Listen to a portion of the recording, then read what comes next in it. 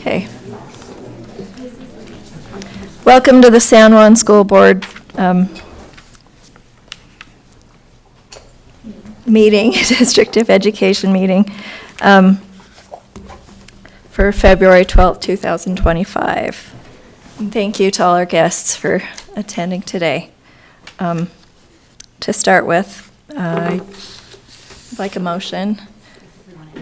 Oh, yes. Thank you, board members. Ron Nelson, Colleen Benally, Nelson Yellowman for being here today, and Superintendent Fitzgerald and Business Administrator Tyrell Pemberton. Anything else? And other district employees that are here in attendance. At this time, I need a motion to approve the agenda. I'll make a motion to approve the agenda for today, February 12th, San Juan School District Board meeting. I will second that. Okay. All in favor? Aye. Aye. Do we have Lucille online or no? No, she's coming. She should be here. Okay. All right, we'll move to the first item on the agenda, which is the Quest update. Great. I'm excited today because we have our CTSO students, CTE students that are here today. So they are actually going to share some information with the board. So I'd like to invite our K-12 teaching as a profession students that are going to come on up to the mic, and we're excited to hear what you have to say.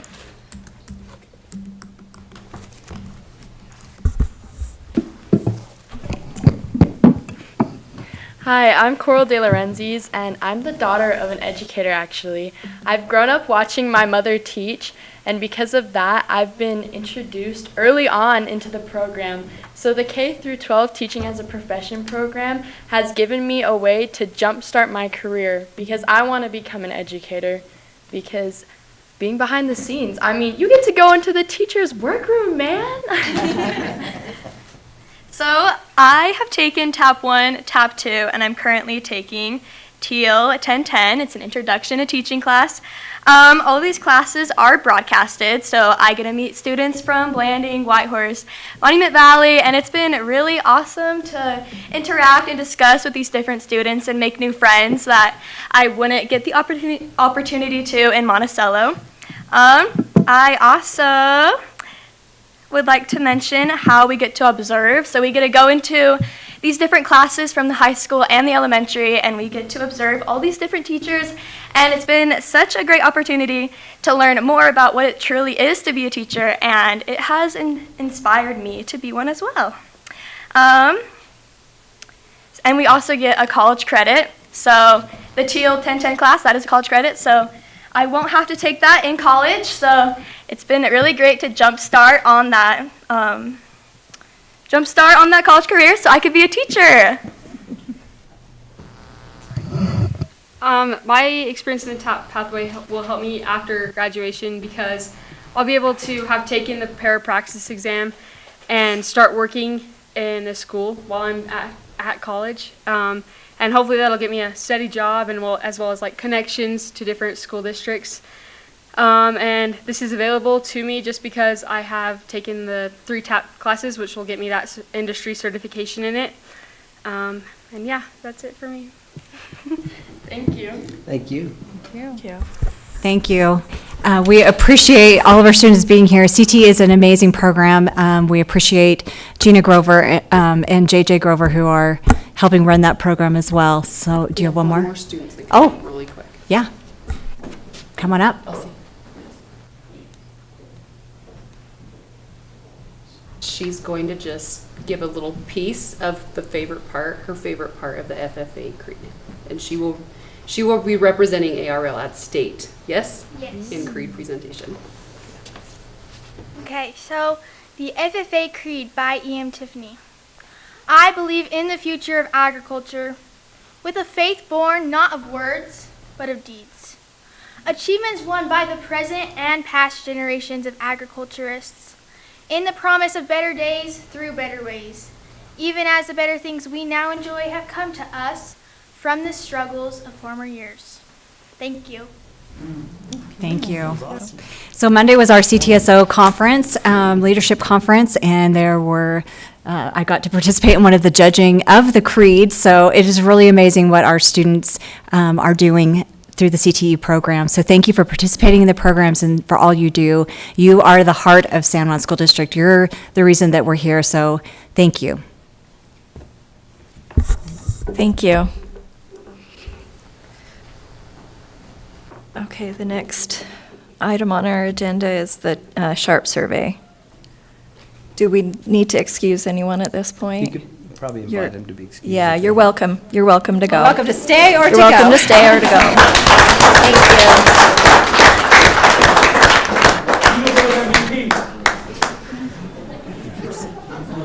Thank Thank you for dressing up so nice. It looks so sharp.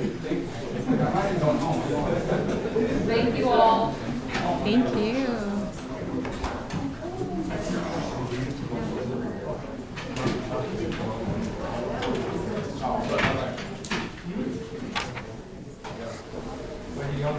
Okay.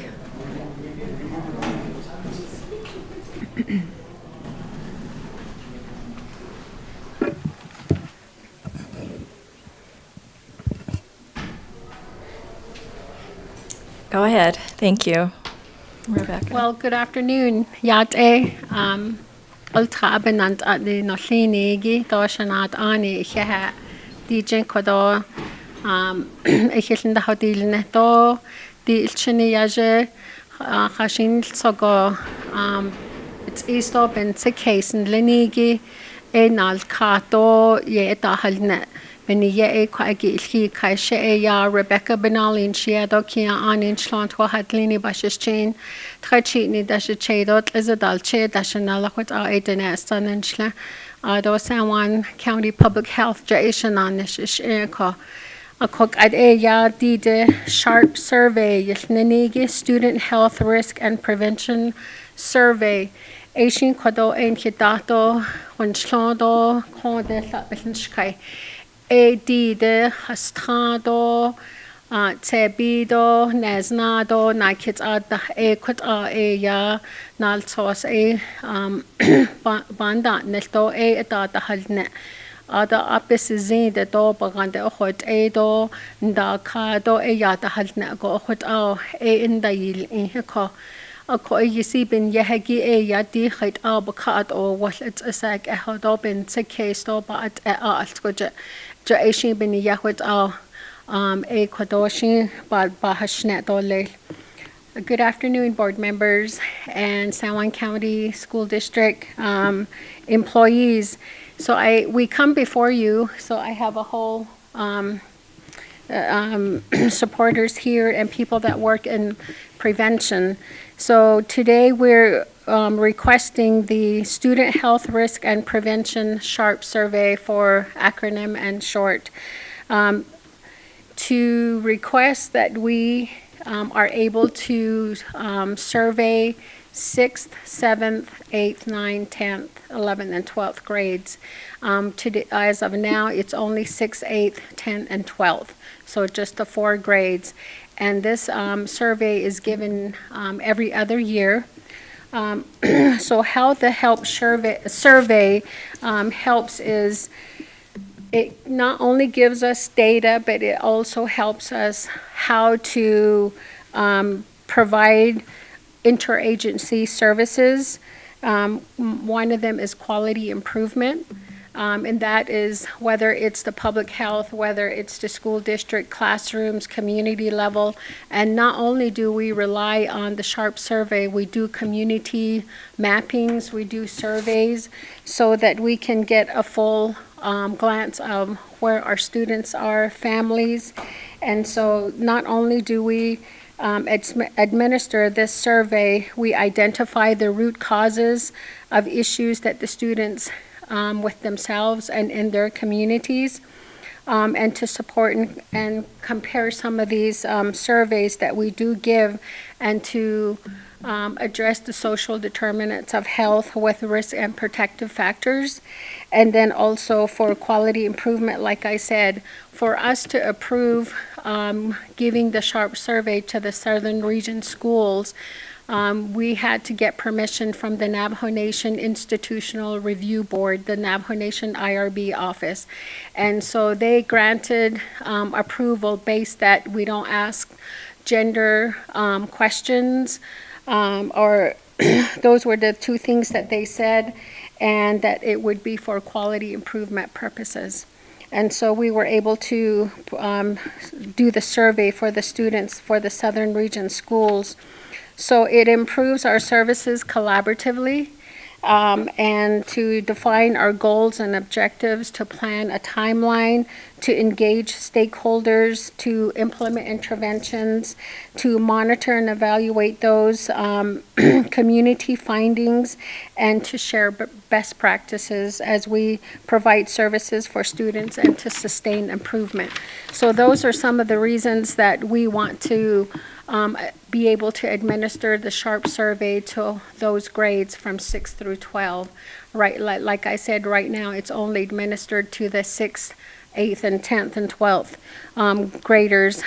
Just to give you a little bit of statistics on where we are as far as SHARP is, Utah is the first state in the nation to pass a legislation to protect our children by providing surveys such as the SHARP survey and from the harms of social media and screen time, and this was collected from the SHARP survey, so it helps legislatures identify some of these social ills and social concerns that our students face. And then also it helps us identify what prevention works. You would not think this, but family mealtime helps. It helps against prevention. It provides preventions against kids otherwise using a downtime for other reasons than what is appropriate. It helps with mental and emotional health resources like Safe Utah app and then Live On. And then, believe it or not, grandparents are also a prevention, because if you have a great relationship with your grandkids, betsu dobenalin linige njono beyo ne dobenantkin holongo sto away lini no saligi so it's a two-way thing for grandparents. Grandparents provide resources, support, love, respect for their grandkids, and then also it helps in return from the grandkids providing some connectedness so that to address loneliness. So as you know, SHARP survey is anonymous, and that the data is confidential, and that the data is protected by the Department of Health and Human Services Institutional Review Board. And then also Mary Johnston, also when we talked to Navajo Nation IRB office, that the data for the Navajo students would be owned by the Navajo Nation IRB office, that they would have access to that. So if you have any questions, I have a group of people that provide services to and for our students in our communities. All right. Any questions? I do have a question. Do you have a copy of the questions? Are they exactly the same as in previous years? Has there been any changes? Seems like we usually have an example of, we have a copy of the questions. I do not have a copy. Maybe someone does, but there is a website where you can download the questions. 6 and 7 take their own, 8, and then 6, 7, 8, and 9 take their own, 10th and 11th are and then the 12th. So there are variations between the grades. Can I get you to repeat that at the mic so that the recording can hear that?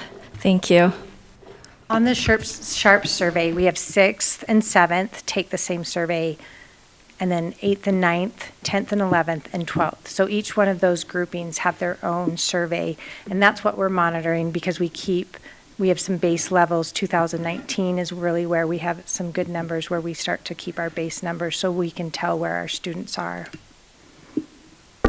Board President, just of note, on the agenda, there is a link to the SHARP survey site. If you scroll down, it gives you a link that takes you to those grade levels, and there's an A-B form, so if you click on that, then it will show you all the questions if you want to look at them more extensively. Is there a timeline on approving this?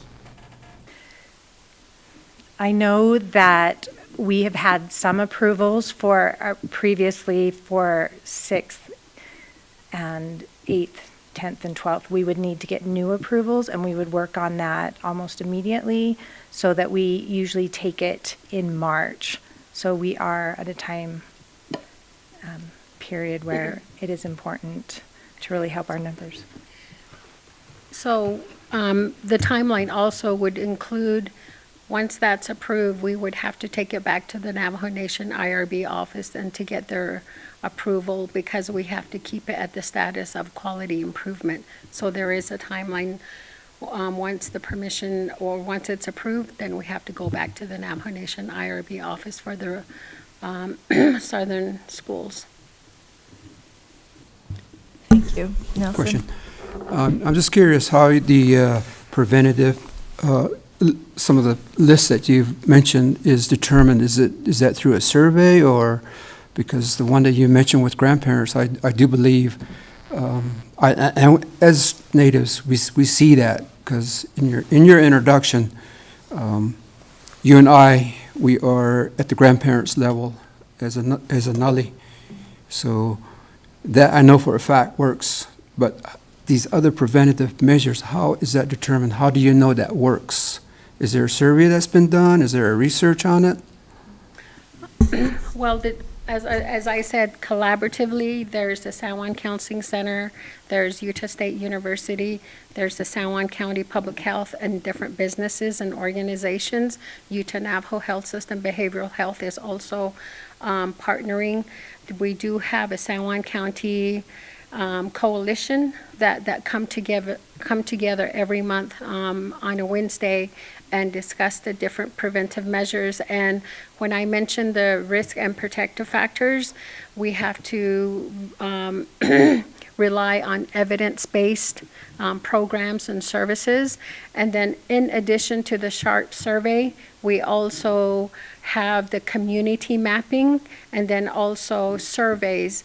San Juan County, in our tobacco prevention program, we did a survey with Whitehorse High School and Monument Valley, and then also the community mapping was done in Monument Valley, Montezuma Creek, Blanding, and Monticello. So because we don't want to rely on just one information gathering or data, we want to have supporting information so that it supports the SHARP survey. Okay, thank you. Sounds like you did quite a bit of homework on all different organizations, so that's good. Thank you. Welcome. That was going to be my question. I think you answered it in the why you're asking to add the other grades. It sounds like you're just looking for a more comprehensive data point. Yes, and for example, when we did our survey, we focused on 7th through 12th, but teachers in Monument Valley told us as far as tobacco prevention, vape prevention, that it was down as low as 5th grade. So if we didn't do the community mapping and relied on just one set, a data set, we really wouldn't have known that until the community mapping, when teachers were comfortable to tell us that kids are very curious starting at the 5th grade level, and we're bringing vape devices to school. Okay. Thank you for all that information. My question goes to, yeah, you're doing the survey, you're getting the data information, but how does that actually help the child and their family? Because they'll need the support and the resources. It's one thing to just take the information, but how do we actually help the student as well as the environment in which they are, where it's allowed that they can bring the vape, or where, all these questions that are brought up in your survey, how do we help them basically? Well, I think when you do quality improvement, you identify what are some of the issues and concerns, and then you come up with a plan. We take it back to the San Juan PAC Coalition and the different organizations like San Juan County counseling, or San Juan Counseling Center, of course, they will take all the mental health preventions, public health. So it's all the different collective organizations in the county, and to find pathways for resources. One example is that as simple as family mealtime can prevent 54% of kids wandering out in the community and wanting to get into trouble or whatever. It's that family togetherness. So that I know that the San Juan Counseling Center are doing a program right now to where they're motivating parents to take a picture of family mealtime, and encouraging and motivating parents to be involved in that manner for suicide prevention as well. Sure. The school also uses the data. We use it to determine where our priorities lie, like with suicide prevention. We're looking at it to see what are the kids saying, where are they depressed. I think that's where the social media came in. The questions, it's over 45 questions, very comprehensive. We're not just getting raw data. She talked about Mary. They bring in the data, they process it for us so we can see and try to see where in our communities there may be some differences. As you know, we are not always the same from one end to the other of our county. So that information is very important for each school to be able to develop, like Rebecca said, like the vaping program. Is it worse at one school than it is another? We are also being able to compare to other schools and collaborate as a whole with the coalition on how do we use this data to help specific students. You saw at Bluff Elementary where we used resources from our prevention to come into Bluff Elementary and support our parents and our family to get them to collaborate with our school, because we know that those numbers help us to create protective factors when our families feel like they are part of our schools. And how do we get them? We know they're busy, we know grandparents are raising kids. And so that is a lot of where our data comes, is where are, we'll call them gaps, where are our gaps and how do we fill those accurately? So the school really uses this information to help us, as Rebecca said, zero in on what they need. Okay. Sounds good. And the reason why I asked this is it's all good and well to take a picture of that family having a meal together at dinner, but what if the family can't provide the dinner? And I would want my parents as well as my students to know where they can get the resources conducted from this survey, outreach by you, and to be able to say, okay, this is how, we want preventative as well as solutions to the problems that happen. Well, I think we take a holistic approach, which is how Native Americans approach any kind of prevention anyway, in a holistic view. So we are considered a food desert in San Juan County. We only have 3 grocery stores. But the wonderful thing is Utah Food Bank brought a distribution center and 2 food banks and a pantry in Bluff. And then St. Mary's from Arizona comes as far as Mexican water sometimes, and the bordering, like Tisnaspas, the USDA food, they provide that. And some of the COVID-19 relief efforts still provide food. So while we may be a food desert, but there are opportunities for families to get food. Thank you. Yeah. Hi, Ms. Benali, your question, I think, is referring to resources. And I wanted to make sure we make the connection that the data we are collecting already is good. Right. I am a prevention scientist, so we work with this data. So what we're collecting now is good. If we collect every year from 6 to 12, so we're going from 4 years to 7, which is the maximum, then we have better data. And that means that we can make the case to get more resources. So to your question, it's you collect better data. It's like going to the doctor. They prescribe based on symptom you described. Another doctor will say, I want your vitals, your tests. Because they have more data, they can make better prescriptions. So this will unlock more resources and better resources because there is more evidence of what's actually happened down to individual families and students. So it's connected to resources. If you don't have good enough data, you probably get less resources. If you want more, then better data would mean you have a strong case for more resources. Right. Well, and just to reply to that is my questions have to be the same thing because I have to answer to the people as well. And if I can point them with the data and the resources that you're able to have them reach out to, I'm like, okay, well, we can defer to this because Sharp provided this with this survey. So hence my questioning of. Thank you. Thank you. So much. I would just follow up my question with a comment that I remember a few years ago, and this is why I've asked about the questions, that there was a new question or two on the Sharp survey that got a lot of attention. Parents reached out to the district concerned, and that's why I would feel more comfortable being able to see the survey and just to see if it's still consistent with what they've had in the past, or if there's anything new been added to it that might be of concern, that we might get concerned with in our communities. And I've looked on here just really quickly, but I'm not seeing the survey. I am seeing that they take sixth graders get one of two options, one of two sets, but I'm not able to drill right into the survey. So if there was a way you could provide that survey, the questions actually, that would be helpful. We can provide sorry.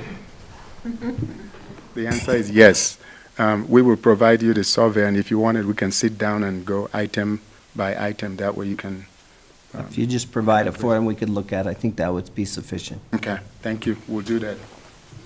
Yeah, and then another thing too is I'm glad you're asking these questions. Like I said, Navajo Nation also is looking at this, and they specifically told us, no, if you're going to be asking gender issue questions along those lines, and they said no, but they approved it for quality improvement purposes.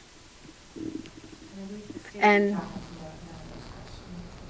no, and so far, the Navajo Nation IRB office have approved the Sharp survey to be administered to the southern part of the county.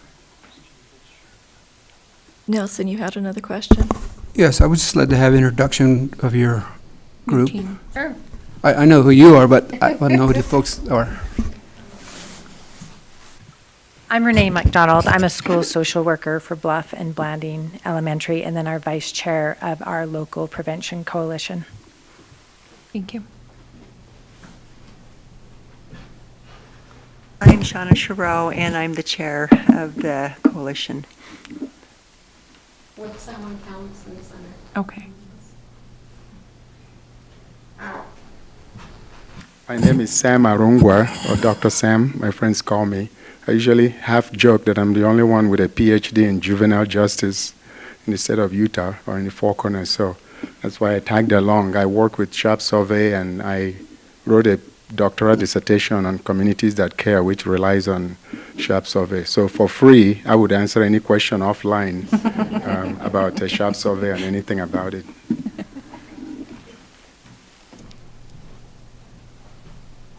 Good afternoon. My name is Priscilla Arungwa, and I work for Utah State University here in Blanding.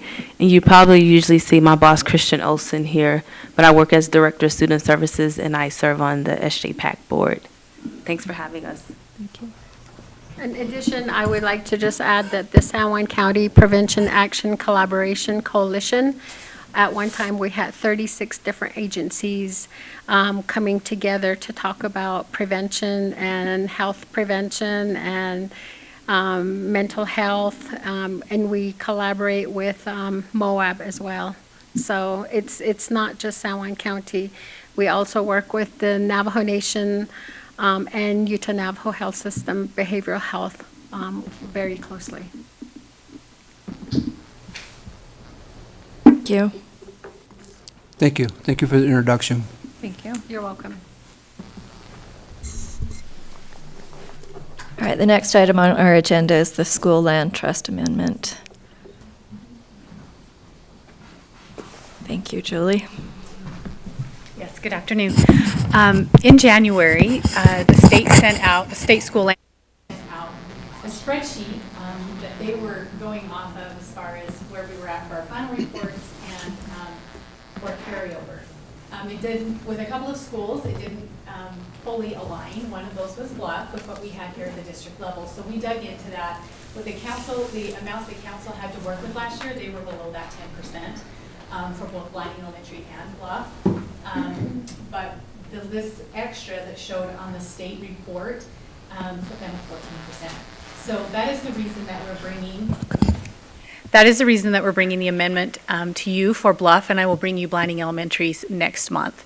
Bluff's is fairly minimal, and they would like to stay with their goal number one, which is to continue with their paraeducator and their interventionist that they have hired through this fund.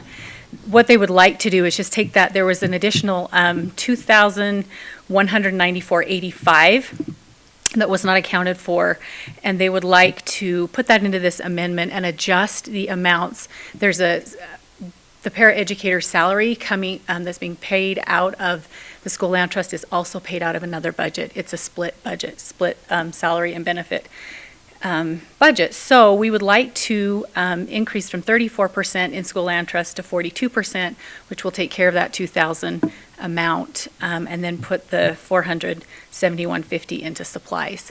So that would be that, and through the amendment process, that will make sure that next year, when their final report comes around, that these expenditures show up accurately on their final report. If we don't go through the amendment process, then it will not show up on the final report as appropriately. Any questions? Thank you for stating that succinctly. Does anyone else have questions regarding that?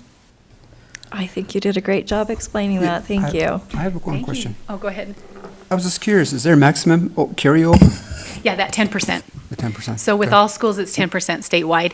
And like I say, the school, all the elementaries were under that 10% until we were notified of this amount. And then Blinding Elementaries that I'll bring to you next month was a little more. It's 8,000, but they have a really good plan. They took it to they're taking it to their council next week. So I'll present that for you in March. Okay, thank you. Do you want me to move into our next? Yes, let's move Okay. in. Let's get All to right. both up here. So when we look at the final reports for last year, I'll just start with the elementary, and then I'll let Derek jump up here. We had 15 goals for elementary, and in school land trust, 11 of those were achieved, 2 were partially achieved, and 2 were not achieved. And I'd like to speak to, a couple of them that were the 2 that were partially achieved and the 2 that were not achieved. While they are on paper not achieved, if you dig into the data, there are some huge successes. For Montezuma Creek, their goal number 2 that was partially achieved, they were looking for a 10% in their math acadience proficiency and their RISE by grade level. So if you look at grade level, there's anywhere from 0 to a 50% increase by grade level, but it is not a 10% overall increase. So that's why they are partial. Their other goal that is confirmed not achieved looks at nonsense word fluency from kindergarten to first grade. So it's looking from the end of one year, tracking those students into the next year. With that specific assessment, and this has brought about a lot of really good conversation with their teams as well, but with that specific assessment, when students are taking that assessment, they're CVC words that are nonsense words. So they are decoding, they are just in kindergarten learning to sound by sound decode a CVC word. When they move into first grade, we're teaching them to blend those words, those nonsense words. So they're not just sound by sound, they're moving into initial with medial, medial with and. So sometimes that percentage does go down because they'll slow down to blend whole words. So when we dig into individual student data, there's a lot of growth there, but when we look at it as it was written to be measured in the goal, it was not met. So let me share TES's as well. So their goal that was partially achieved was their STEM goal. They needed a 5% increase. And with RISE 4 through 6 from 3.8 to 6.1. So they had a 2.3 increase instead of a 5. So they did make some gains. They just didn't make that 5%. With Acadience, they needed a 10% increase. When we look at kindergarten through third grade, middle of year to end of year, they had a partial increase of 5.48.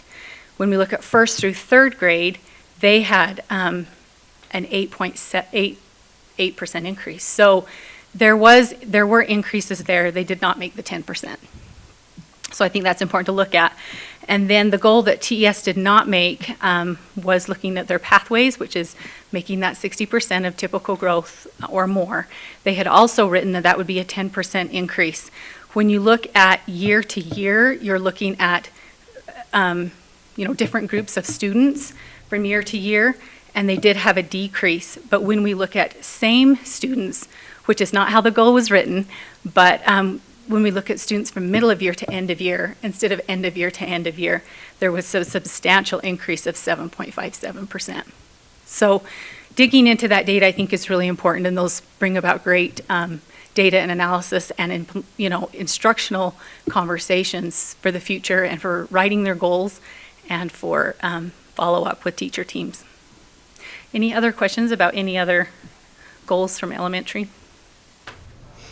I have a small question. On the TES, it says we did not have interventions in place, but we do now, right? Yes. Okay. And they also, both Montezuma Creek and TES, have put 95%, so they also have an additional, and UFly in place.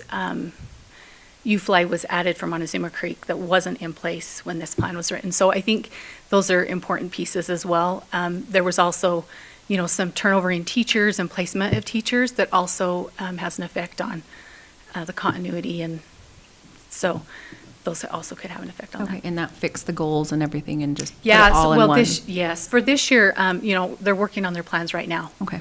So I'm not sure if they're going to be the same or they'll be different, but we're actually going to look at really simplifying the goals Okay. so that they're fewer and aligned to data that's even easier to track. That's one of our goals. Okay, thank you. Any other questions? Okay, you're good.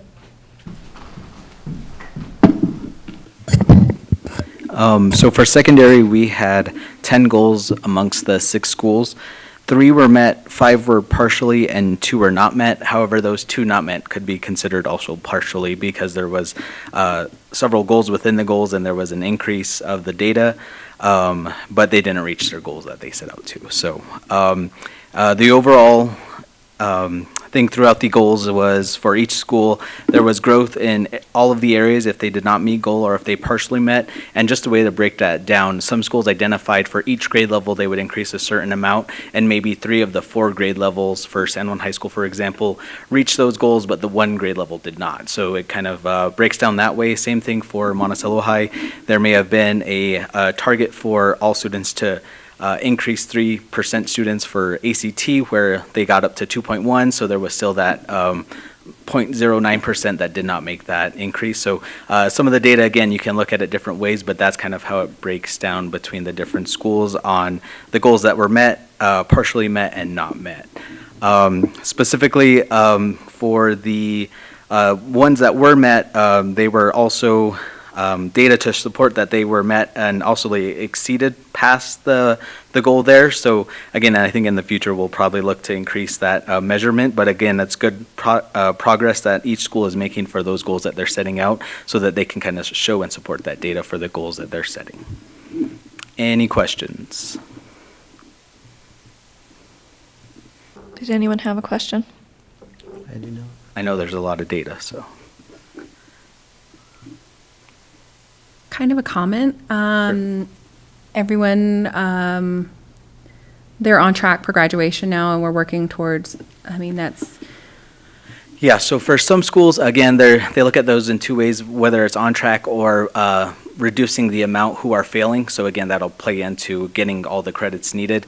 Those are monthly reports come in, and we share that with the different teams so that they can kind of see that. We usually break it down by quarter because we'll see if they're able to earn that credit or if they need to make that up, and then we'll look to make plans. But again, as far as the on-track status, we follow what is reported for the passing failing so that we can kind of make modifications before the end of the quarter's in. So that data is used to support those different schools, and again, just making sure that we're meeting with the counselors to identify those students first. Again, and each school has its own program in place, whether it's Elevate to kind of find out where students are, if they're missing too many days, that's going to impact student learning, and then also the Panorama program. So we use those different resources to help kind of guide those conversations to make sure that students are on track. Okay, thank you. Thank you. Thank you.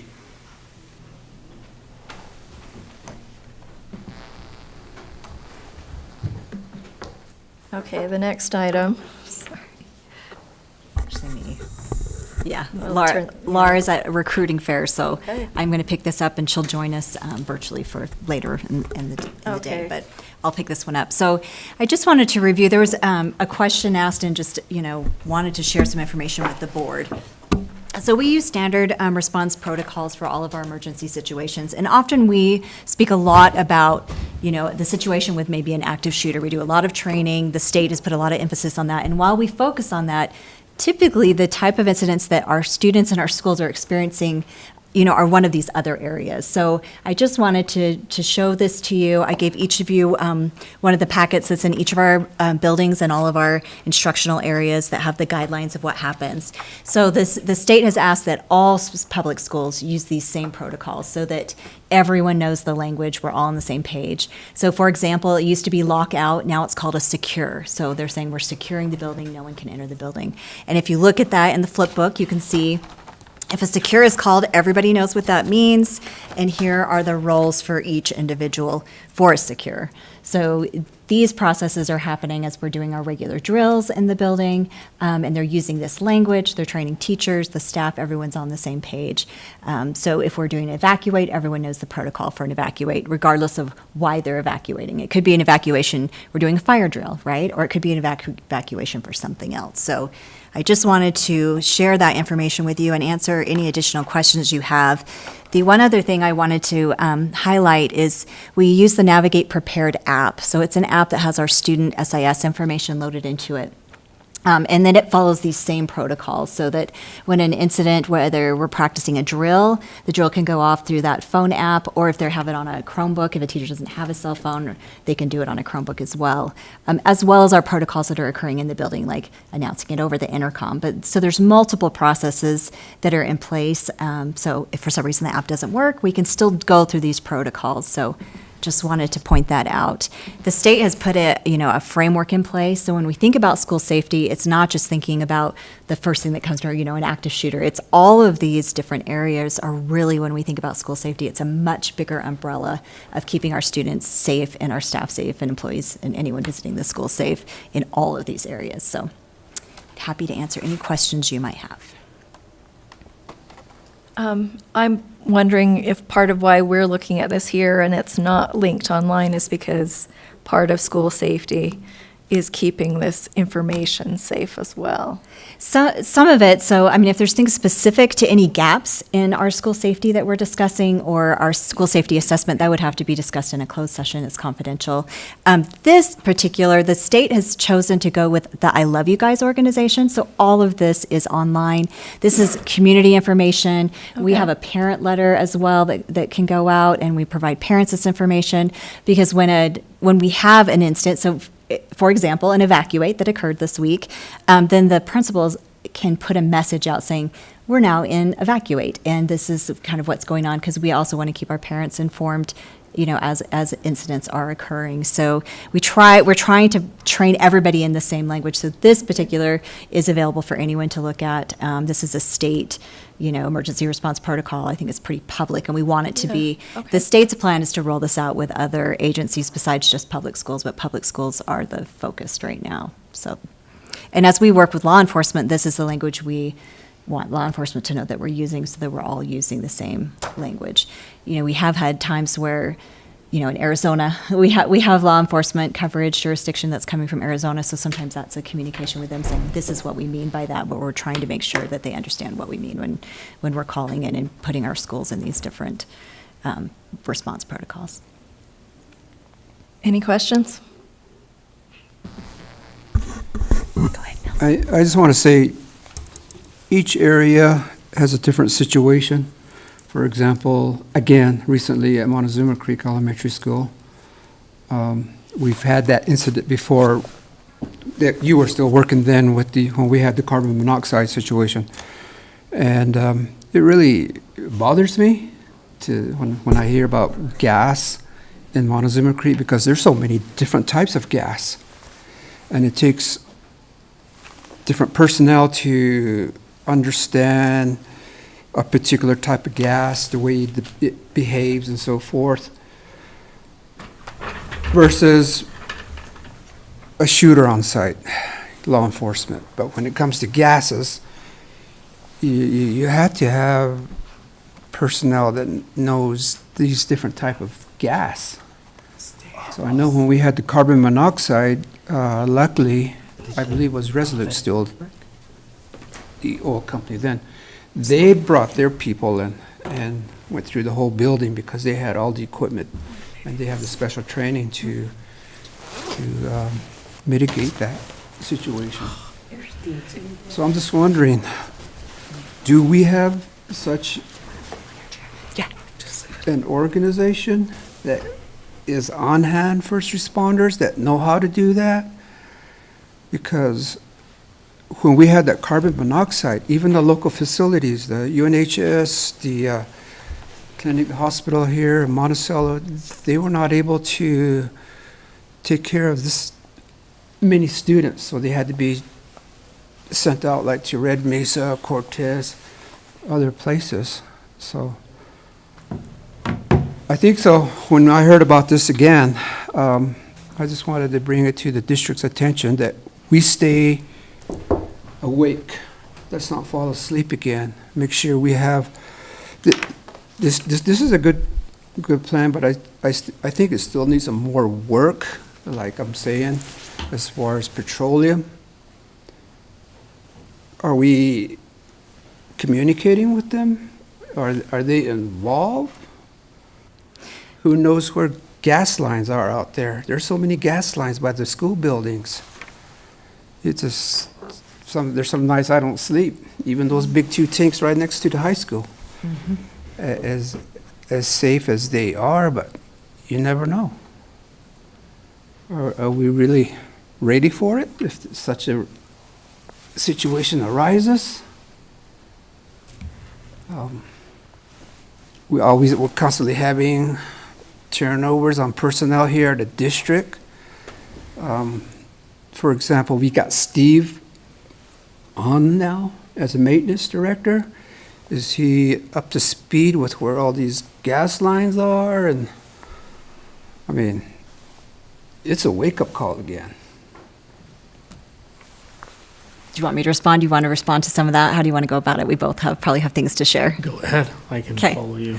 Yeah. So I think these are really good conversations that we're having. We can always do better. We're always improving.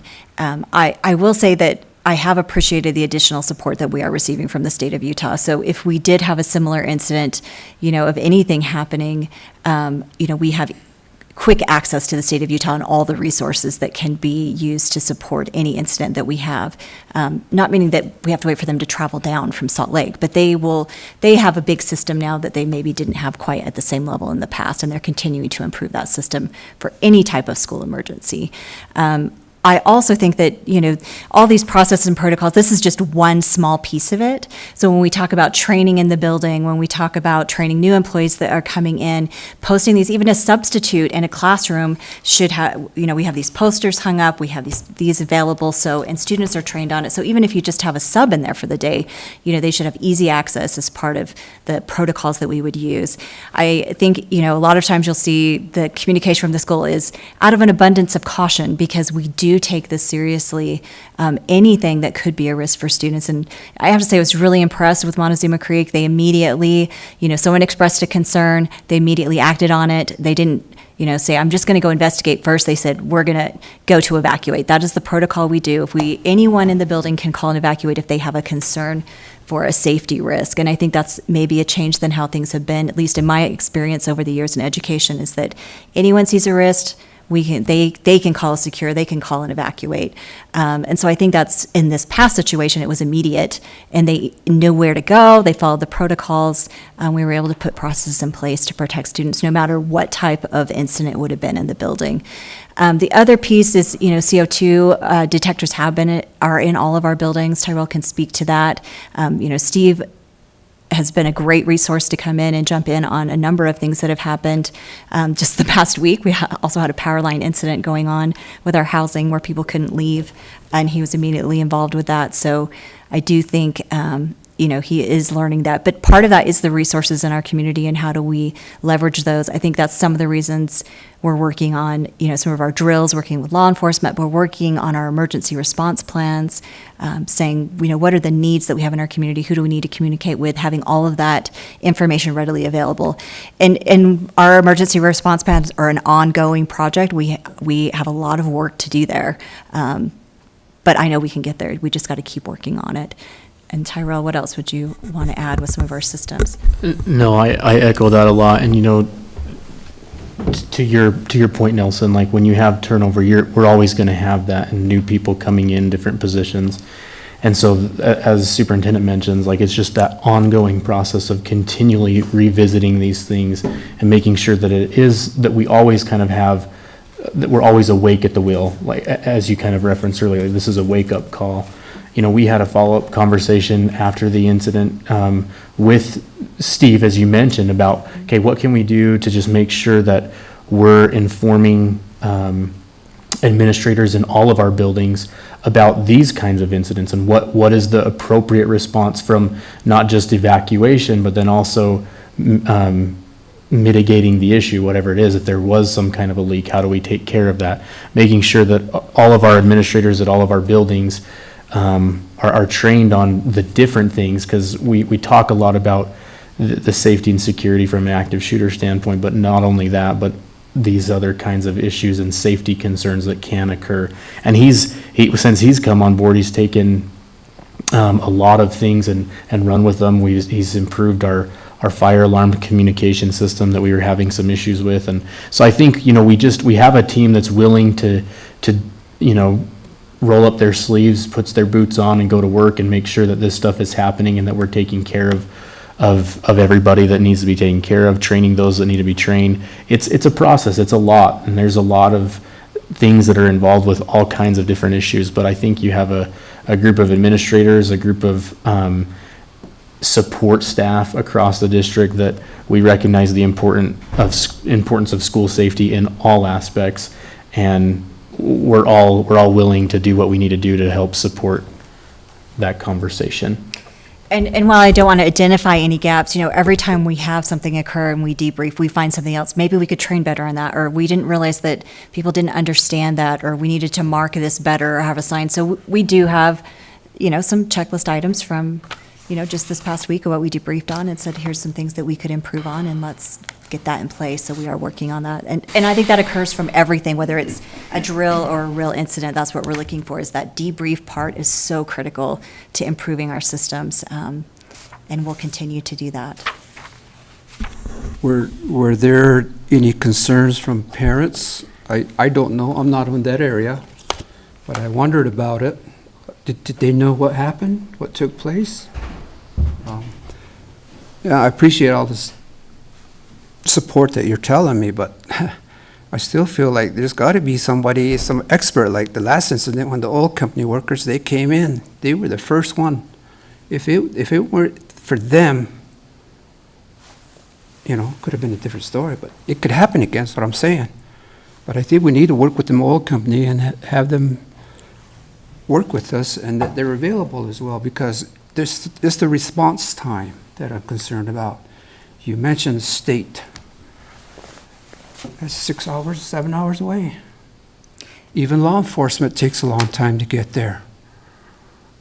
But gas is gas. All it's going to take is a little spark. Anyway, just wanted to make sure we stay on top of that. Again, it's a wake-up call.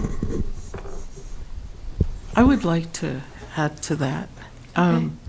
So 2 months ago, Navajo Nation Oil and Gas came to Anna Chapter, and they wanted to renew their lease. They call it Tribal Access Authorization. They wanted to renew that through the chapters and then get an approval. The guy that was there with Navajo Nation Oil and Gas was Joe Ban Jr., and They just needed a resolution to say it was okay, but they were turned down.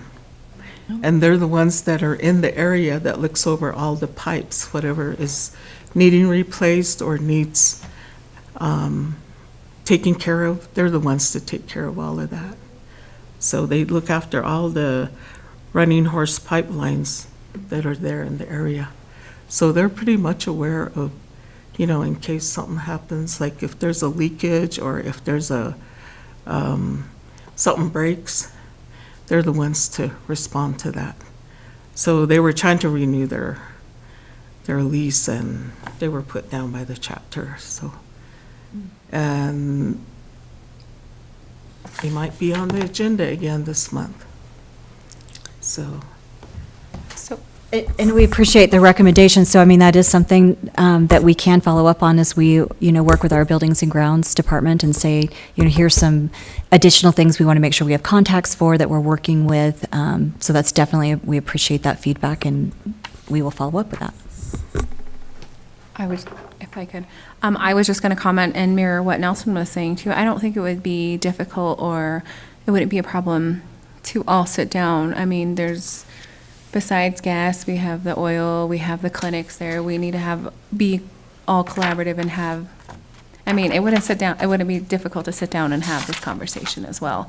And if they can support the schooling, that would be great, because a lot of their kids are students within our school district, and I'm pretty sure their safety is of one of their greatest concerns as well. I had a question as to, I know we've been doing a lot of shooter safety drills, but what could we do more gas drills? I mean, that was taking a lot, of course, but a mock drill like that would be, I mean, because not all the teachers are able to be, you know, they're so busy and everything. Maybe if a student smelled it or something, you know, I mean, how would they know? Whether they be at elementary, whereas junior high school, they have a little more understanding, and this being in the elementary, that would be my concern, because I have an elementary kid, and he knows what propane smells like, but I mean, we have the carbon monoxide and everything else that don't have smells, that I would be like, okay, do you know to tell a teacher? Do you know to tell an adult? Do you know, I mean, that would be where I would be concerned as a parent, as well as, you know, sitting in the position that I am. So I just wondered, is there a way we could do a mock drill on whatever, gas, or, because you can't see it, you can't smell it, you can't, you know, all these colorless and odorless things. Yeah, and I mean, again, we do have the carbon monoxide detectors in all of our buildings, so that was how we would be alerted, you know, and that's additional training of, if the alarm goes off, what do you do? An evacuation for a gas smell, CO2 is the exact same evacuation as for a fire drill. So when we're thinking about these processes, they are doing those drills, you know, all of the time. So students would know how to evacuate in a very timely manner, whether it's because the fire alarm goes off or because the CO2 alarm goes off. So I think it's a matter of working with the adults in the building and continue training to say, you know, do exactly what you did. You know, we had an immediate report that there was a smell in the building and that they thought it was a gas smell, and the building was evacuated. So I feel like there's a little celebration in that, and yes, Montezuma Creek is probably heightened in their awareness of that, but that's the process that should exactly play out. They knew how to evacuate. It was the beginning of the school day, so how do we go about that when students are arriving? I mean, those things, you know, are things that we've got to practice. It's different. If you always run a fire drill at the same time during a class period, that's very different than during lunchtime or when school's starting or school's ending. And so those are some things that we learned last year with some of our other incidents, that you've got to practice these at times that maybe are a different pattern, so that students know and staff know what to do during those times as well. So, I guess, you know, I don't know that we've talked with students specifically about if you smell something, but students are always with an adult, so I would hope that the adult is the one who should be able to immediately say, we need to set the evacuate and have everyone evacuate the building. So I think part of that is continuing the messaging that if an adult has a concern, then they can choose to do this without having to call administration or get a hold of the custodian or whatever they need to do. They need to immediately say, I think there's a risk here, and I'm going to call it for the entire building. Right, and that's for the best case scenario. I think we're thinking along of the worst case scenario, which we know that is, you just lucky whether you get the best or the worst case in these incidences. And I think I would have to say we need to look at the absolute worst case possible as well. And I know we already have preventions and entailed and everything already going, but it just, for me, it wouldn't hurt to follow up with that, or, dig into it a little deeper and make sure that we are covered. Because of course we know we can't prevent everything. So it'd be nice to just make sure we go over everything with a fine tooth comb too as well. So Thank you for the information. I think we have, individually, we can look into it more, but I think you've done a good job of explaining to us the systems that are in place now. And we'd like to welcome, Ms. Jenna Olson and Casey Olson. And Jenna, it's your turn first. And if you can just kind of give us the kind of a summary, highlight your challenges and your successes, especially. Right. We'd appreciate it. Which would you like me to start with, challenges or successes? It's up to you. So I guess the first slide, thanks, Erin. I have really been working very hard to limit how many goals we're focusing on for the year. About 5 years ago, my phrase that I want to get put on a shirt was do less, comma, better, right? We want to do a lot less things, but do them in a spectacular kind of way. So if you look farther down in the thing, and you don't have to scroll down, I can explain it, but our school's been celebrated at the state level for early literacy, and that's something to celebrate, something we've been focusing on for a little while now. The hopes with focusing on early literacy with our school leadership team has been that if they can't read, they're not going to be able to test. So we've been working on giving students the skills to be proficient readers and fluent readers. And we're seeing on slide number 3, Erin, our RISE scores are continuing to go up. If you look back to post-COVID years, we were seeing scores in the 30s and the 40s, and now we're seeing things closer into the 50s and the high 40s, 60s, 50s averages. And so we're seeing some growth in the RISE area, but we're not seeing exactly what we want. The focus that we have this year is our students with disabilities. We're on ATSI for designation for students with disabilities, and really focusing on making our special ed department and how we're helping to support those students in our school the best around, not in San Juan County, but in the state. So we've made some efforts in that area as well.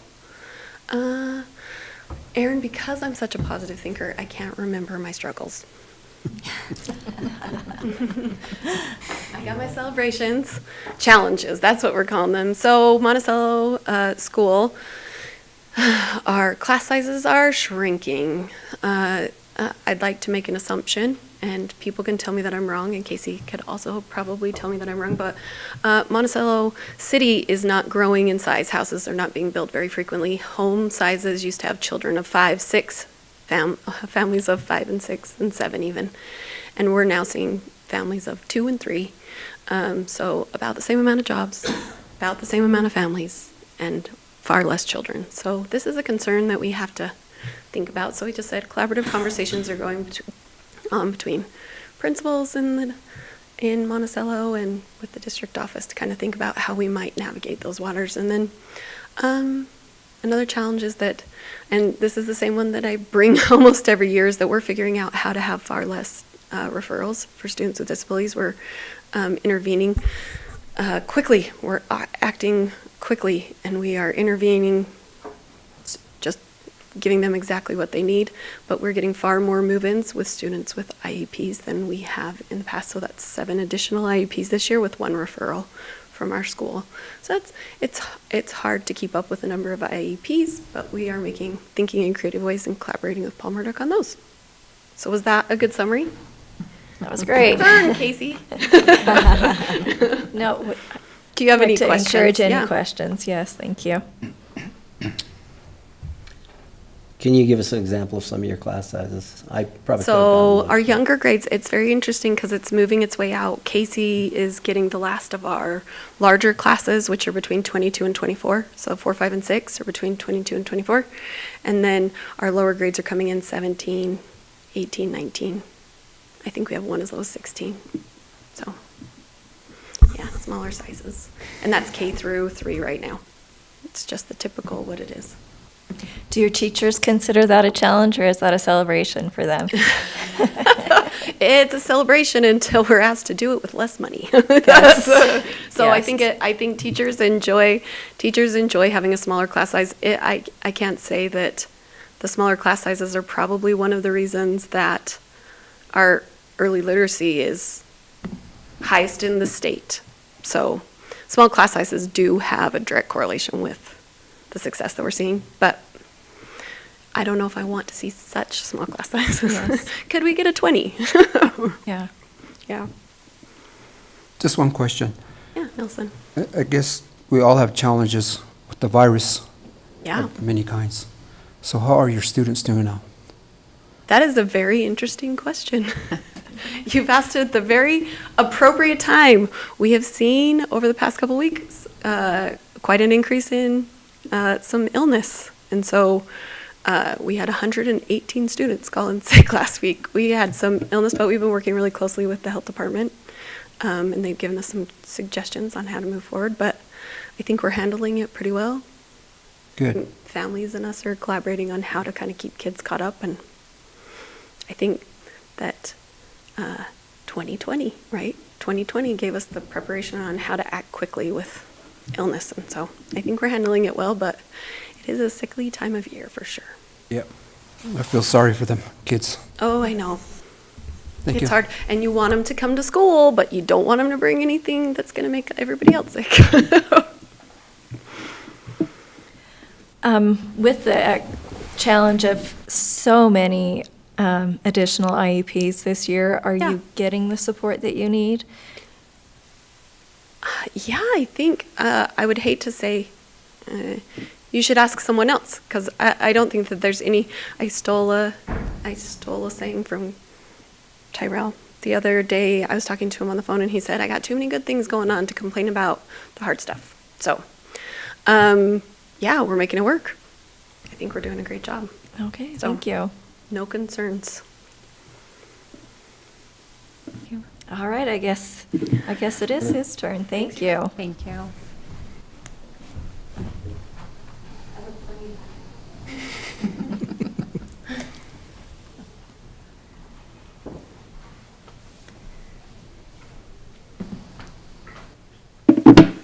Hello, thank you for having me. It's a pleasure to be here today. Thank you for coming. I'm just going to dive right in and start sharing some data and some goals, and I'll do a quick highlight. Some of the things we're focusing on this year, number one is our PLCs. I think we're really finding a way to collaborate. They're working every Tuesday morning. If you want to hear a group of teachers that have no curriculum in common, but have students in common that are really talking about student learning, not talking about behavior, but talking about student learning and how to improve the classroom. Tuesday morning, Monticello High School, every Tuesday. I think we've started to fine tune it. That was a goal. I think it's now could be marked as a success as well. I'm not saying we're perfect. Don't think that, but we're still improving. But we've made some gains in that area. And then the other thing we're working on is really we have 80-minute blocks. Really trying to work on our Tier 1 instruction. So in those 80 minutes, students are engaged, and going along with engagement, they're learning. We've focused on several things with that this year that would fall under Goal 2. Formative assessments, explicit instruction, just really trying to get to the core of strong Tier 1 instruction so that our Tier 2 system doesn't get bogged down and that we're addressing kids' needs appropriately inside the classroom and utilizing our time effectively. All right, a little bit of data.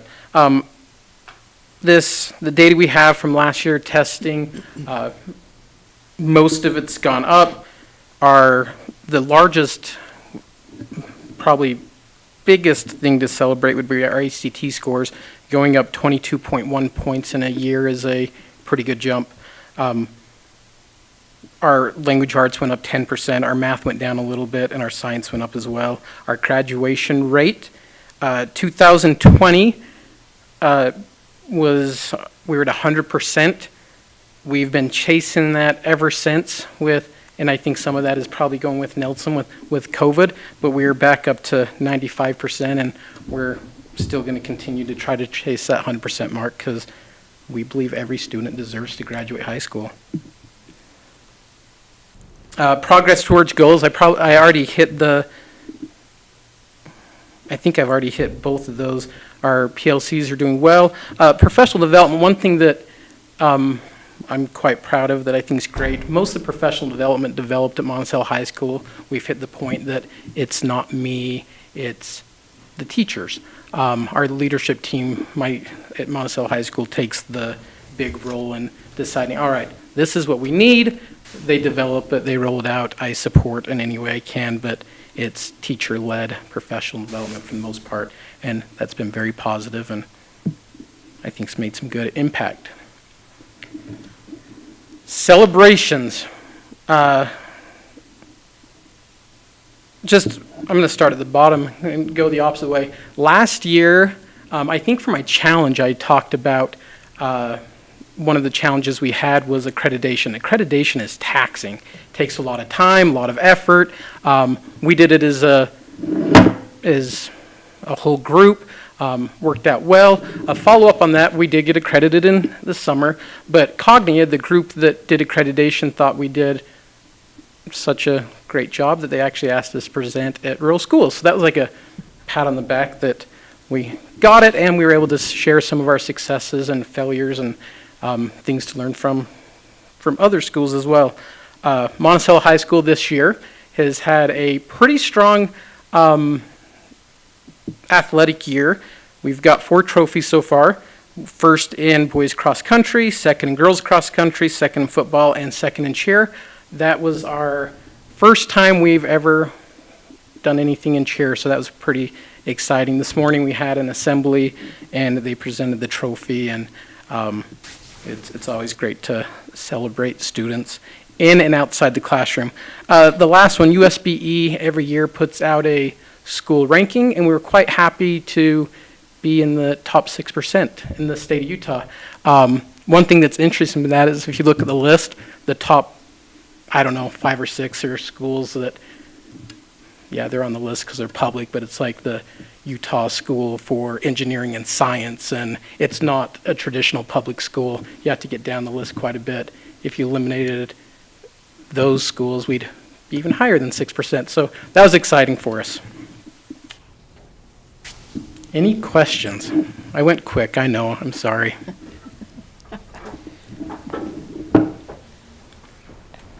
Do you want to talk about your challenges a little bit? Oh, yeah, thanks. I went so quick I missed a whole slide. Yes, that'd be great. One of the things Monticello High School over the past years, we've had some turnover. I actually just barely, as I was sitting there, emailed the teachers a reminder that, hey, don't forget that February is the time to complete your mentor logs with your mentee. And in the past, I just selected a few teachers. Now I've got to the point where it's just sent to all staff, because you're either a mentee or a mentor at Monticello High School. We have enough. That's great. It's always good to have fresh faces and fresh ideas, but the coaching part of it with 6 provisional teachers getting in and giving extra evaluations and support to is time taxing. And so that's a challenge. time goes along with that too. I think Monticello High School teachers, myself, everyone, we really are trying to improve. We're constantly trying to push the envelope to the next level. But there's also a lot of added things coming, state legislation, just new. The plate isn't getting any bigger, it's just more and more things are getting on it. And that's definitely a challenge, is completing everything that we need to get completed with everything that we want to get completed. And then the third one is hiring paraprofessionals. We've had a special ed paraprofessional job open for a little while, and we just don't get the applicant pools that we wish we had, which really we just don't fill the position. So we keep trying, we'll keep putting it out in the community and keeping our fingers crossed that somebody will apply and take the job. But in the meantime, that means we are working understaffed. Okay, any questions? I do. On your Tuesday mornings, have you found what common denominators with what's going on with the students, or in those meetings, I should say? Yeah, so we, maybe not common denominator, but I'll kind of paint a picture a little bit of what Tuesday mornings look like. So we've got groups. About every semester we switch the groups to. We found that we should all get to know each other. So then we have a schedule, and one person has to come with a problem. And it has to be a teaching problem based on data. So I may show up today, it's me presenting, and say, all right, I did this math test, 62% of my students passed it, but that still left 38% that didn't. And I have to be vulnerable, because then I'm going to allow you guys as my peers to start to ask me questions. Well, what did you do here? What did you do here? What did you do here? What did you do here? And we're going to go through and we're going to really try to get to the core of the problem. I'm then going to exit the conversation. I'm actually going to literally turn around in my seat, and you guys are going to discuss amongst yourselves how you guys would solve my problem. Me not being in the picture helps you talk a little bit more about me, like, well, if he would have done this, maybe, and I'm going to take notes. We found the process as being vulnerable and really helping each other. It's not only helping me because you're solving my problem, that, okay, yeah, I can try that next time, I can try that, but in sharing these ideas with the whole group, everyone else is learning as well. It may be my problem, but the person next to me may go, oh, I could try that idea in my classes too. So it's not really a common problem with the students. We're really attacking our teaching practices and trying to improve them to help the students. Thank you. Anyone One else? question. Okay. And your challenges on your last one, the hiring paraprofessionals, what do you think is the cause of it? I don't know.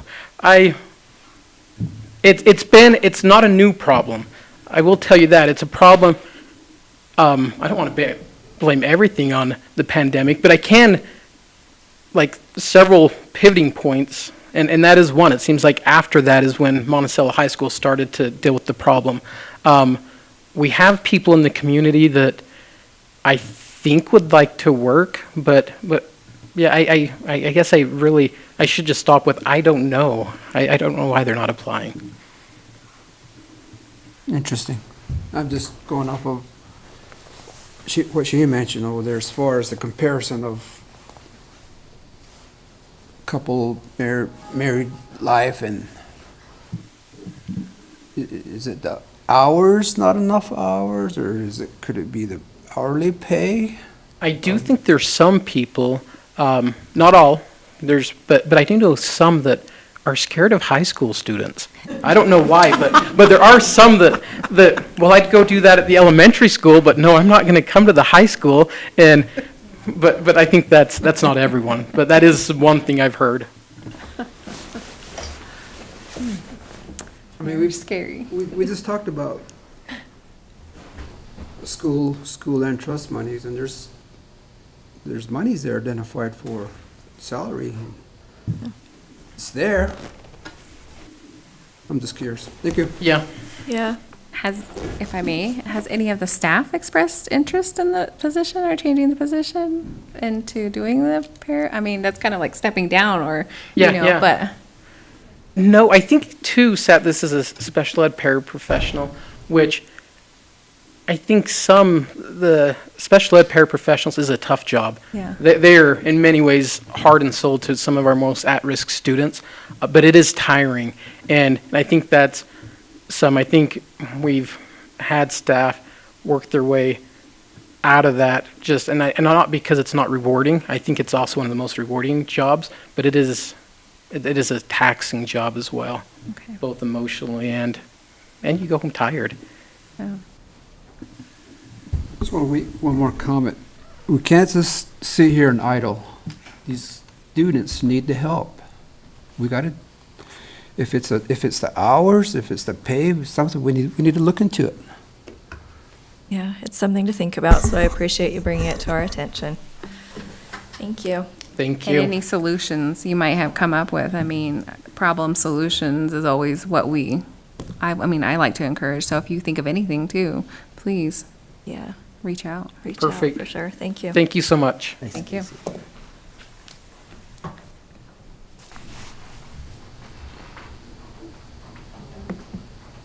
All right. I think the next thing on our agenda is down to you. We need to talk about proposed fee waiver changes, possibly. Is that what we're Yeah, so spend discussing? plans, this is our annual jumping in. It is now required to do this in 2 open board meetings before they're approved. So a couple of things that I want to point out. There, you could see on the fee schedule, student council was removed as a sustainability fee. That was due to new rule last year from Utah. We expect that there may be a legislation passed again that may change some of this. So if that happens, we'll come back to the board with any changes that are mandated at that time.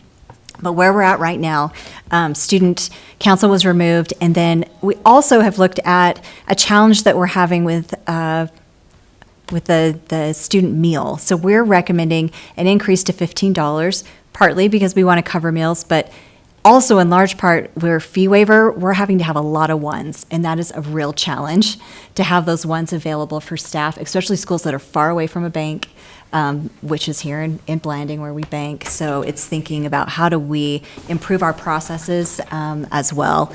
And, Tyrell can add to that. It's his office that's dealing with that in a large part. So that's part of the recommendation as well for that. It's just improving the system, decreases errors, and allows us to function at a higher level for efficiency. You can see that we have not changed any of our policy. The policies are still the same, but it's required for those to be approved again by the board every year as part of this process. And then we have all of our spend plans from each school attached. We already are finding some errors, so we know we have some things to fix already, but this is the opportunity to have some discussions and give feedback from the board of additional changes, questions that you have that we can address. I'll invite Derek to come up to the mic as well, so I think between the two of us, hopefully we can answer any questions and address any concerns that you have, and we can take that back to the schools. Any recommendations or errors that you find. It's a lot of spend plans to review, so it's a time-consuming process, so the more eyes that keep going through it, the easier it is to find those errors. I'd also like to make a note that if anybody here would want a hard copy of that, I know in the past we've been invited to talk to Eva. So I just thought I'd add that if you want a printed version of the current proposed spend plans. They do get altered, but at least it gives you a jumping point to look at, especially to compare when they're edited. And just a couple of things, just, because I can't even remember how long it's been since, we've had these spend plans here, so we probably know some about them, but just to highlight a couple of things on a spend plan, when we look at the meals and the hotel stays, those are only charged if they travel, and it's charged at the rate of the hotel fee, so we're not just giving this flat rate, because this is to communicate to parents how much they can expect for a particular club, extracurricular activity, curricular activity. It also, as we look at fee waiver, it also gives us the rates that we're paying out for fee waiver students as well. So that's something to remember with that top portion. And then we have a Spirit Pack alignment key. So all of our schools have the exact same amount to charge for any part of the Spirit Pack. So that's said, if you're getting a t-shirt, this is how much the max you can spend. A hoodie, this is the max. Some of those items on that Spirit Pack key are, this is a one-time purchase, so they get this their first year they're in the program, or if they're new to the program, then they would get it then, but it's not something that's repetitive. So that is a very set amount that all of our schools use, those approved amounts on there as well. Is that something that has changed from the way that fee waivers started initially? Yeah, so when we first started, I don't know that we had just an exact amount. We tried to align them together, and then we found as we really came together as a group of secondary leaders to say, how do we streamline this process even better? And then they went back, we looked at what the costs were, actual costs, and then we came up with that key from there. So that key could change, in the future. It's not a key that we get approved by the board like necessarily, Yes. but it's just to help us align so that if you're getting a t-shirt at Monticello High School, it should cost the same as a t-shirt at Monument Valley High School, right? So it's just helping that, really make sure we're streamlined in these plans. And again, if you can get a special deal on a t-shirt because your team is much bigger, we don't spend that money. We spend what it actually costs. And can I just add to that point that our principals have appreciated that, so that they're knowing the parameters and go back to their programs and letting their athletic directors and coaches know that these are the parameters of the cost, and so that has provided consistency throughout all the schools in secondary. And I don't know if you want to mention Unity Club as well, because that's coming back. That's been paid for out of other grants for a number of years, since this is the first year we've had that back. Right, so just for Unity, we've had our ACE grant paying for that club, and it's covered all the costs, including the mid-year conference and national conference. With it becoming, with our ACE grant ending at the end of this school year, we're looking at making that a club, and so there'll be some costs that come from that. And again, we've met with all of the schools, all the Unity sponsors as well, to identify what would be a cost kind of moving forward for the program. And we've also excluded the mid-year conference and national conference because those have certain parameters around it as well too. So that's going to be some transition and getting used to, but we met with all of the sponsors to kind of go over that information as well as the principals to get feedback on what that would look like moving forward for it to be.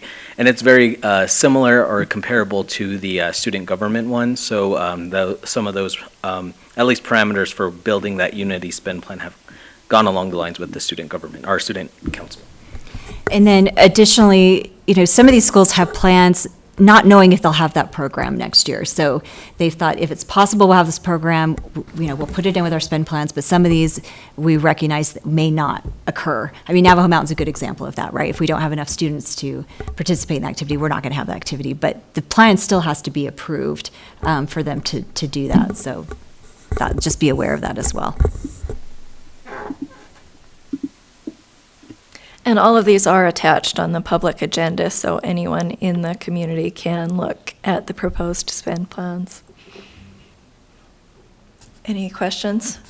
Yeah, I have some questions and maybe some comments. So first of all, I'd like to, you just referred to them being attached in public, and I just want to make sure that any parents that might be here, it doesn't look like we have too many here, but any that might listen or are listening to this meeting, this is really the opportunity for parents to take a very close look at what it would cost for their child to participate in any particular sport and to have the ability to have some input.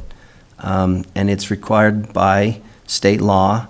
And there's only this window right here that we really do that. These can be modified, but anyway, I just want to really make sure parents are aware that I think it's worth their time to take a little bit of time and to maybe glance at these.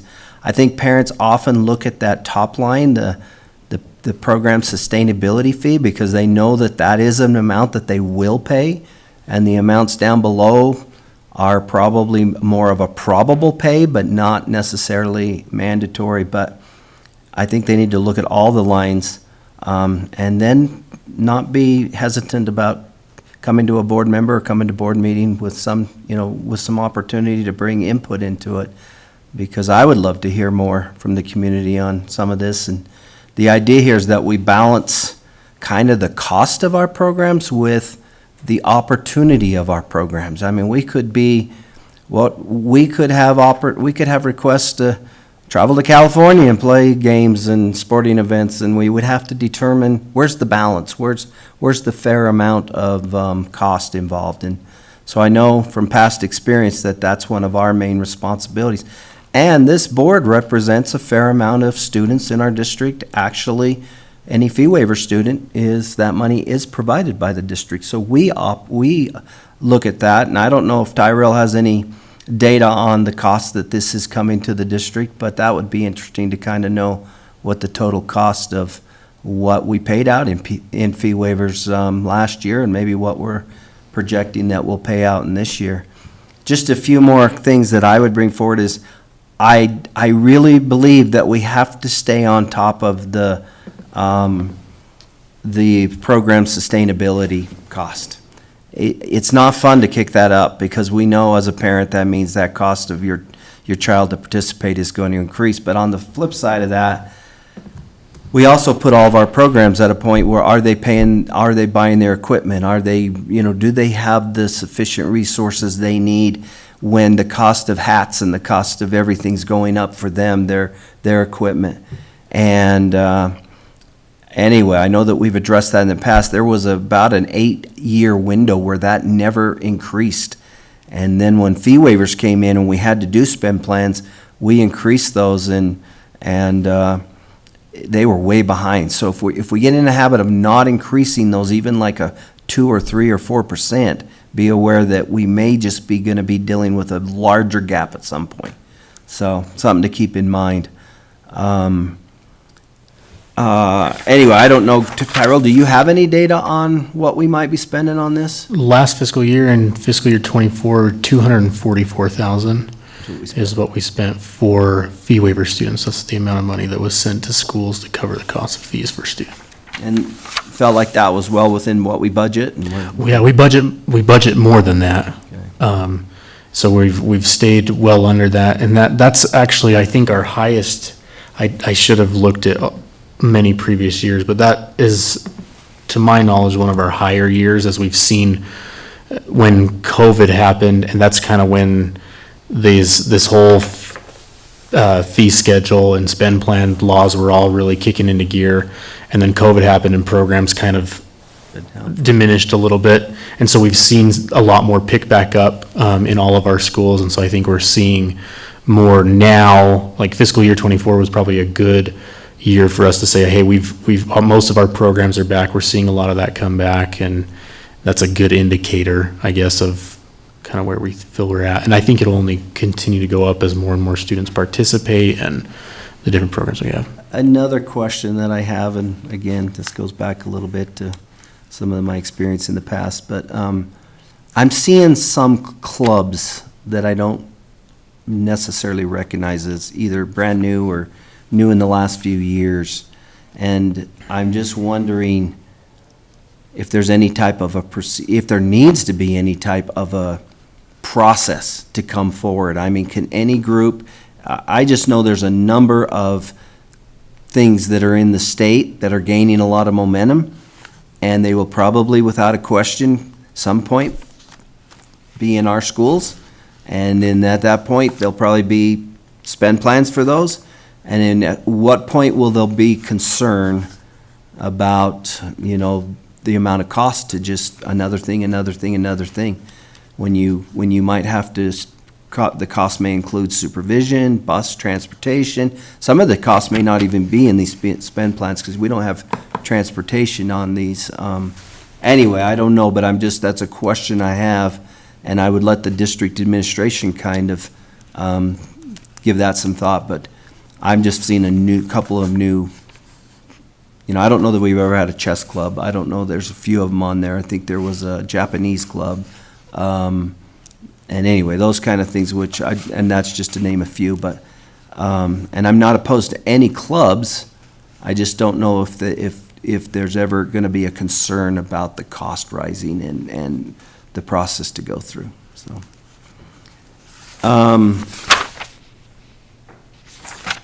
Then a few other things that I would ask that I think you've Superintendent Fitzgerald, you kind of pointed this out, but there's some interesting things in, I think we could look closer, like cross-country, for instance. I'm very familiar with that. You know, 2 schools, there's only 1 motel requested, and I'm very familiar with that sport. I coached it for 15, 20 years and followed it for all those, and I've never known that you needed more than 1 motel, unless you were in a region that you needed one for a region, you know, a different one. But in our 1A, we always did region here. Now San Juan would be 2A, so they might need 2, but I do notice that they request 3 and then some 2. And anyway, those are some questions I have as to where they're getting that other motel and why that's being in there. Things like that. I noticed on some there's tournament fees, which I think is a real concern. Coaches have to figure out tournament fees, especially in your sports that goes to these tournaments and have these fees, track, wrestling. Some schools write it right out, and then some schools it's not in there at all. So I'm just a little curious how they're working that through. That'd be a good question to look at. And then the ones, at least one that is doing the tournament fees is putting the amount of the entire, they say 6 kids at $50, and they put $300 over on the line. Well, that implies that every kid has to pay $300, not the $50. So they could be reduced down by $250. So that's something to catch as well. That would be in, I think, Whitehorse's spend plans. All right.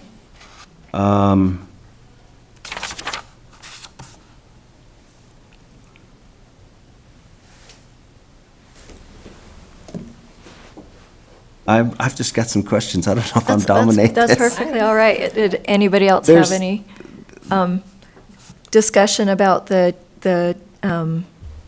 raising the amount to 15?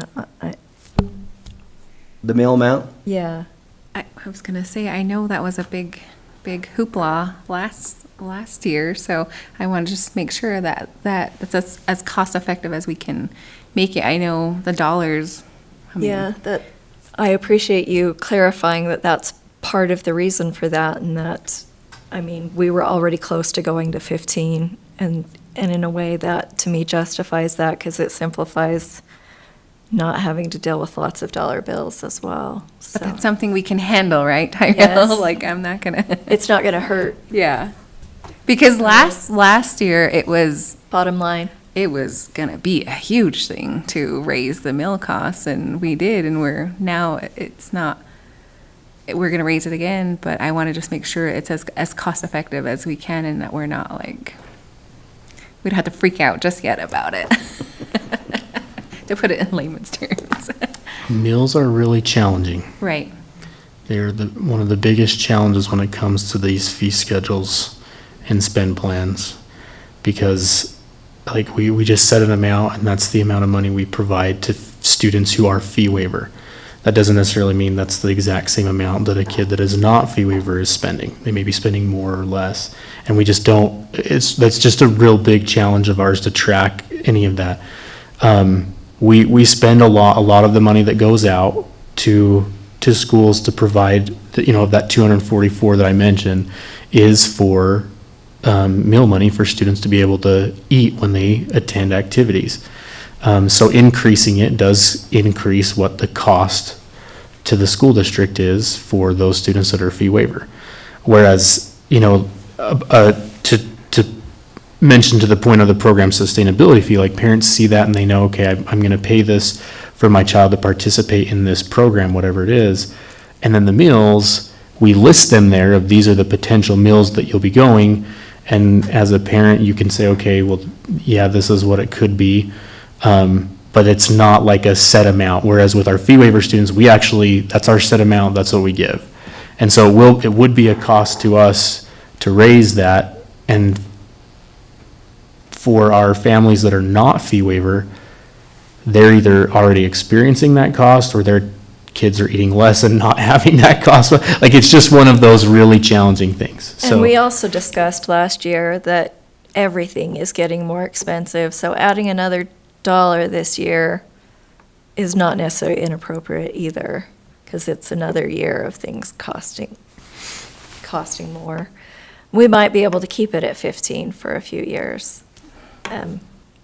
But yeah, that's my opinion on that, is that I don't have a problem with raising that. And likewise to what Nan is saying, I don't have a problem with, I mean, because it's the meal that our students are going to eat. But I just wanted to make sure it's as cost effective for the parents who do have to pay for the extracurriculars, and making sure that it's reasonable and not way extensive than what it could be. And so I would just make sure that our principals in our schools and our ADs and everybody know that if we can be as close to the dollar just for everybody else, I mean, that would just be helpful. Yeah, that's one of those fees that actually, like, the money doesn't flow through the school, Yeah. right? We list it on a spend plan because we have to say this is what it could cost you. But that money doesn't actually come to the school program. The students that are non-fee waiver Yeah. are just covering that cost when they attend those trips. Right. And I want to be So proactive like for they them. wouldn't necessarily bring in $15 to pay for their student's meal when they go. Right. Thank you. Well, and hopefully those kids aren't wasting that money. My son was notorious for taking grocery money or food money and spending it on other things. That's my son right now. Yeah. But we can't control everything, so, yeah. I do agree, the increase, I mean, we're seeing it, we're hearing it every day. Yeah. I think the days here that we have to tell the non-fee payers, somebody's paying for the school lunch, regardless. Yeah. One way or another, that's just a fact, somebody's paying for it, and now it's going, we don't know, it might even go away. So, I feel what everybody feels. It's worrisome. So, Board Member Nielsen, we can come back with a recommendation for an increase. The last increase we had was between the 2022-2023 school year and the 2023-2024 school year. So we can look back at those 2 years and see a proposed increase that maybe would match. Because I think you have a good point in saying if we don't match that, all of a sudden you're going to have a huge increase, right? Yeah. So, and parents would have to pay that, right? So we can definitely bring back a recommendation at next board meeting for that change. Can I bring up one other thing that I found of interest that I thought we might ought to just talk about? There was one spend plan, I could let you know which one, but there's one spend plan that said they wanted money for individuals to attend a summer camp. And that was interesting to me and kind of concerning to me. I didn't know what that meant exactly. I'm looking for more clarification on that, because we have never paid for individuals. There's lots of individuals that go to their basketball camps and I just don't know that I think there's a gray line there that we could be really careful. We need to be careful not to get too involved with, where, you know, there's some kids that want to go to 5 individual basketball camps in the summer, and more power to them. Their parents are probably paying for it and taking it. But if we start writing individual, could they then say, oh, well, I'd like my kids to go. Well, I know I've got kids that are individually going to camp. So anyway, I just didn't know exactly what that meant in that spend plan, but it did did catch my attention to something to look into. And at this time, we're not supportive of paying for an Yeah, I think we individual. No, it I mean, might if have- it's a school-sponsored Team event, camps. it's a team camp, so we can look at that and It might have double just check on been the that. wording, It might have just been the possibly, wording. We could yeah. definitely follow up. I don't know. That's why I'm just looking for more information, but the way it was worded definitely needs to be changed, because I think it would give a little bit of an indication that individuals can go back and say, I want to be able to go to this one. The other thing I would point out on this particular item is that the policy relating to school fundraising and relations with the public is also attached to this. So I would encourage members of the community just to be aware of that, because we do have specific policies that we have to follow regarding fundraising, and it kind of ties in with how some of these fee waivers work as well. Any other discussion? I think with that in mind, let's move on to the next topic, which is the travel, the employee travel per diem. All right, Tyrell. yeah, and this kind of ties into our just previous conversation, right? So attached on your board docs is just kind of a quick breakdown of our current mill rates. Below that, you'll see the student fee schedule approved rates, right? We just have a mill rate for students on the fee schedule. Currently, we're 14. If, as superintendent mentioned, a proposed mill fee of 15, you can see the daily total for each of those. And you can see our daily total that is the current staff per diem reimbursement, where we're under that. So this is just to bring up to the board and let you have some discussion and thought of where you'd like to see this go. I've provided some additional information there. I don't remember when it was. It was a couple of years ago that we elected to move our mileage reimbursement rate to 75% of the IRS rate. And so we just track that, and when the IRS provides an update for the next year that this is what the rate is, we just go in and change that on our end so that the forms, when people submit them, it's an automatic calculation, and they can submit it and they get the higher rate as it goes up or possibly down. It would be awesome if it ever went down. It means we're experiencing the opposite of inflation. So we did that a couple years ago, and this is just a thought or an idea to look at what the IRS standard mill rates are. On that attached document, there's a link that takes you to those standard rates. Mill rates and per diem rates kind of vary, they have a lot of things depending on location and where you're traveling. But those are the standard mill rates. So 75% of the standard rate is also what you're seeing in the next column there. And then the final column is just that dollar amount of change from what our current rate is. If you decided to kind of go that route of like a 75% of the IRS rate, how much that comes out to. And I'll just add in here, the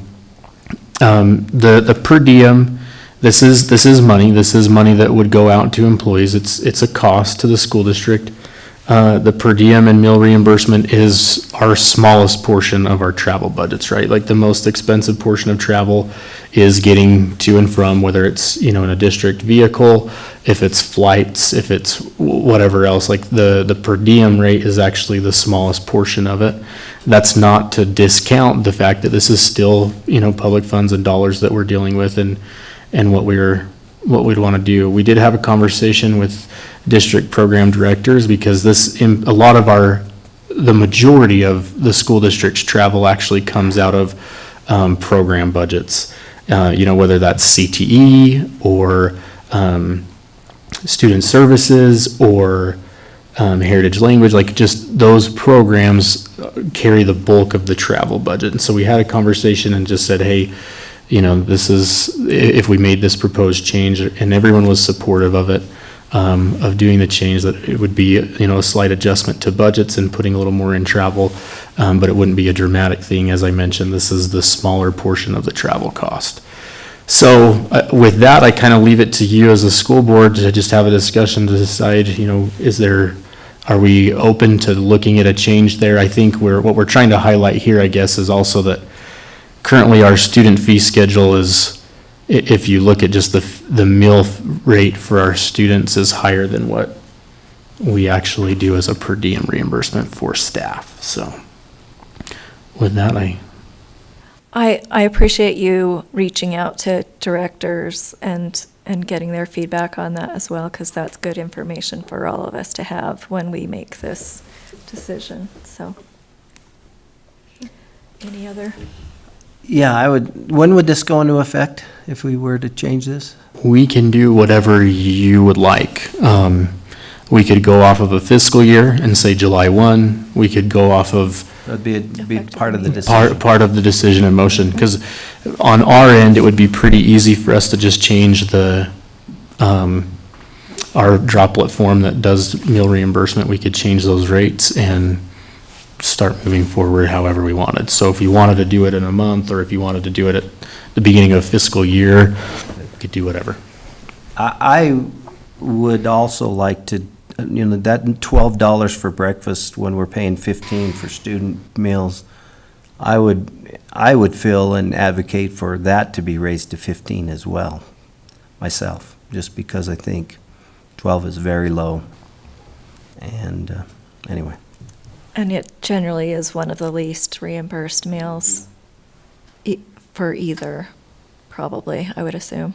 Yeah, breakfast definitely would be, because the majority of your travelers, if a hotel provides a meal, our staff don't request that reimbursement. If a conference provides a breakfast or lunch, they don't request those. So, yeah, typically breakfast is the least reimbursed meal, so it would have a lesser impact on the financials. And that's the proposed amount, the 48 on the 75? It's okay. Proposed, but Yeah. as meat in the Board middle. Member Nelson said, we could If we raise choose that up to change that Yeah. as a board if we wanted to. If we raised it to 15, it would go to 51, Mhm. would be the daily. We don't want to deal with dollars again, right? There's that extra $1. The single dollars. Hopefully, we're not Yeah, getting cash. so- yeah, this doesn't go out as cash, fortunately, but, I guess I just make the one other point, to that thought of changing from 12 to 15. The other idea, and the one nice thing about what we did with the mileage reimbursement at 75% is with you setting that, we can make that update administratively, and it just is, it went up in January when the IRS came out with the new rate for 2025. We increased that, and it didn't have to come back to the school board with that increase, because as that rate increases, we just pay it because that was the motion and adopted by the board. If we set an amount of what these mills are, then maybe it's just something we come back every couple of years or whatever and just say, hey, let's re-look at this.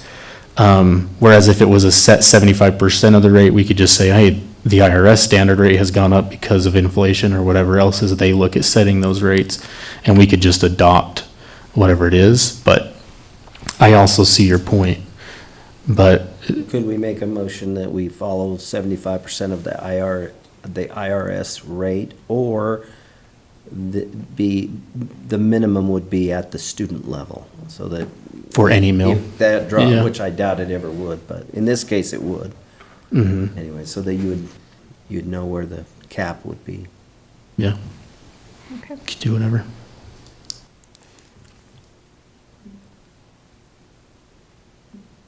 Okay. Thank you for the input, and And- suggestions, any? Yeah, I guess I'd just make one other point. This is on as an action item later, but it doesn't necessarily have to be, like, if you wanted to, obviously you're not going to approve spend plans and fee schedules today. That's got to come back. We put this on there if you wanted to make a motion and make a decision on this, you could, but there's no necessarily need to do so. Is there any other discussion related to that at this time? Okay, I think we can move on to the proposed schedule. Okay, so you can see there's two different schedules proposed. We typically, for a number of years, have had school board meeting on Wednesday night. The other proposal is for a Tuesday night, and the reason is because often district administration, including Tyrell and myself, have to travel to meetings on Thursday. A lot of state meetings are on Thursday. We're going out for Thursday and Friday, so that makes after board meeting a long night to travel, and somewhat unsafe to travel that late to get up to typically Salt Lake is where our board meetings are, our meetings are. So just proposing that for the board to consider, possibly moving board meeting to Tuesday night next year instead of Wednesday. That does make a few tweaks in the schedule. I think Veterans Day is coming up, and that's a Tuesday, so I tweaked that in the schedule for that. The other thing is there is a large gap between August and September. This is a little unusual for us. One is because NAFIS is a little bit earlier than it was this current year, so that kind of takes out that week. And We had talked about National JOM Conference with a number of our board members attending that, trying not to do it the same week as that. We don't have the official dates for the National JOM Conference yet, but typically it's that week as well. So I gave you some options of some ways you could work around that. You could possibly have board meeting on a Thursday after JOM or on the Thursday after NAFIS. But just throwing that out there, that could be some discussion about how you'd like to address that. But I think it would be really difficult to go that far in between board meetings. So I'd love to hear your input on how maybe we could overcome that with some of the recommendations I put on there.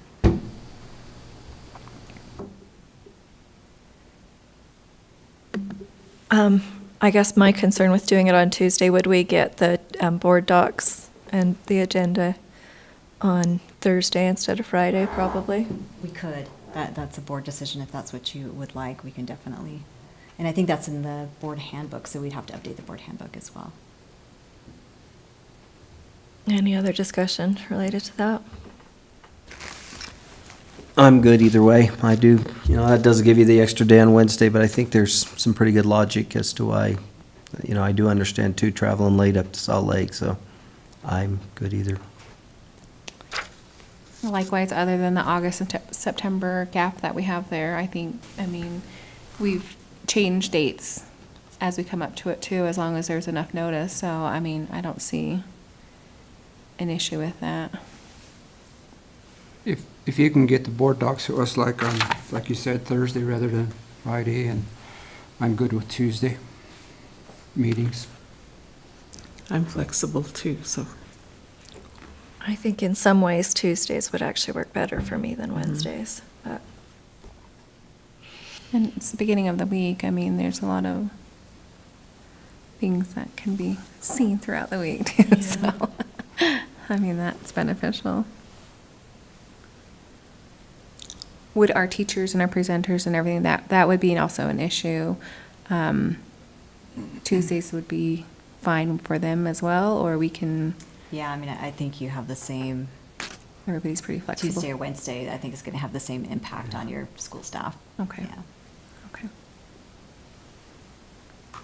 Well, this is it's either something. Wednesday to go to flea market. This is something that we can decide on today, or move forward as you well. You don't have to approve Yes. it today. Typically, we get it approved so we can get it published. Yeah. We're working on also adding a director's meeting and principal meeting to that schedule as we move Okay. forward. So, Yeah. and it helps schools plan as well.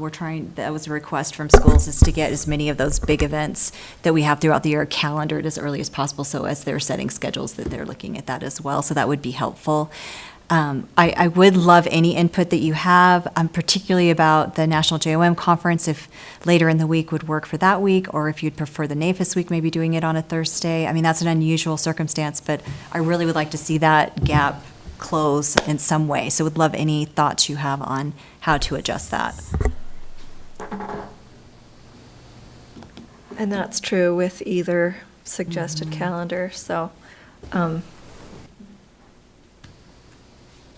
it's hard to know without having those scheduled yet as well, but I would be open to doing a Thursday if necessary, as long as it worked with. There's enough notice. Usually the National JOM, they start on Monday. No, yes, Monday and Tuesday. Yeah. And they wrap up midday Wednesday, so it's going to have to be later in the week or maybe the next week after. Yeah. So I think that's the decision the board has to make is, I think if you're going to close that gap, you're either going to have to do it on Thursday after the National JM Conference or Thursday after NAFIS. Which those dates are? That's that following week. So if I let me just pull up September and I'll give you the exact dates. September 14th I don't know that I put that through in your 16th. notes. NAFIS is September 14th through the 16th on 2020. It's at the bottom of the calendar. So Yeah. typically JOM would be that, like you said, 8th, 9th, and 10th. The Thursday would be the 11th. And then NAFIS would be the 14th through, we usually come back on the 17th, so that would be the 18th, the Thursday. So either the 11th or 18th would be My input would be, I would prefer to try to do it on September 11th, if that's an option, the Thursday, to keep the dates fairly And that would close the gap Yeah. too, in between, so. Is there any opinions on that? Because we could tentatively schedule it for that and then change it if we need to before then. 2 school board meetings in 1 month, too. I was just going to say the 18th, that way we can get both Both of those out of the way those first. conference out of the way. Okay. Reports, but if you want to do 11, I'm fine with that too. I think if that's a good input, I appreciate you saying that, and as long as travel's not an issue, I would say, let's try to do it the 18th. Yeah, I don't think that would be a conflict for Tyrell and I or any other board member traveling to NAFAS. We should be able to be back and ready to go for the 18th. I mean, we would be publishing the board agenda before we left anyway, so. Okay. Any other thoughts on that, Tyrell? Any concerns that I'm not thinking of? Okay. All right, and then that, again, is on the agenda as an action item if you do want to take action on that today. Okay. And if we did, we would probably need to make note of the change for September.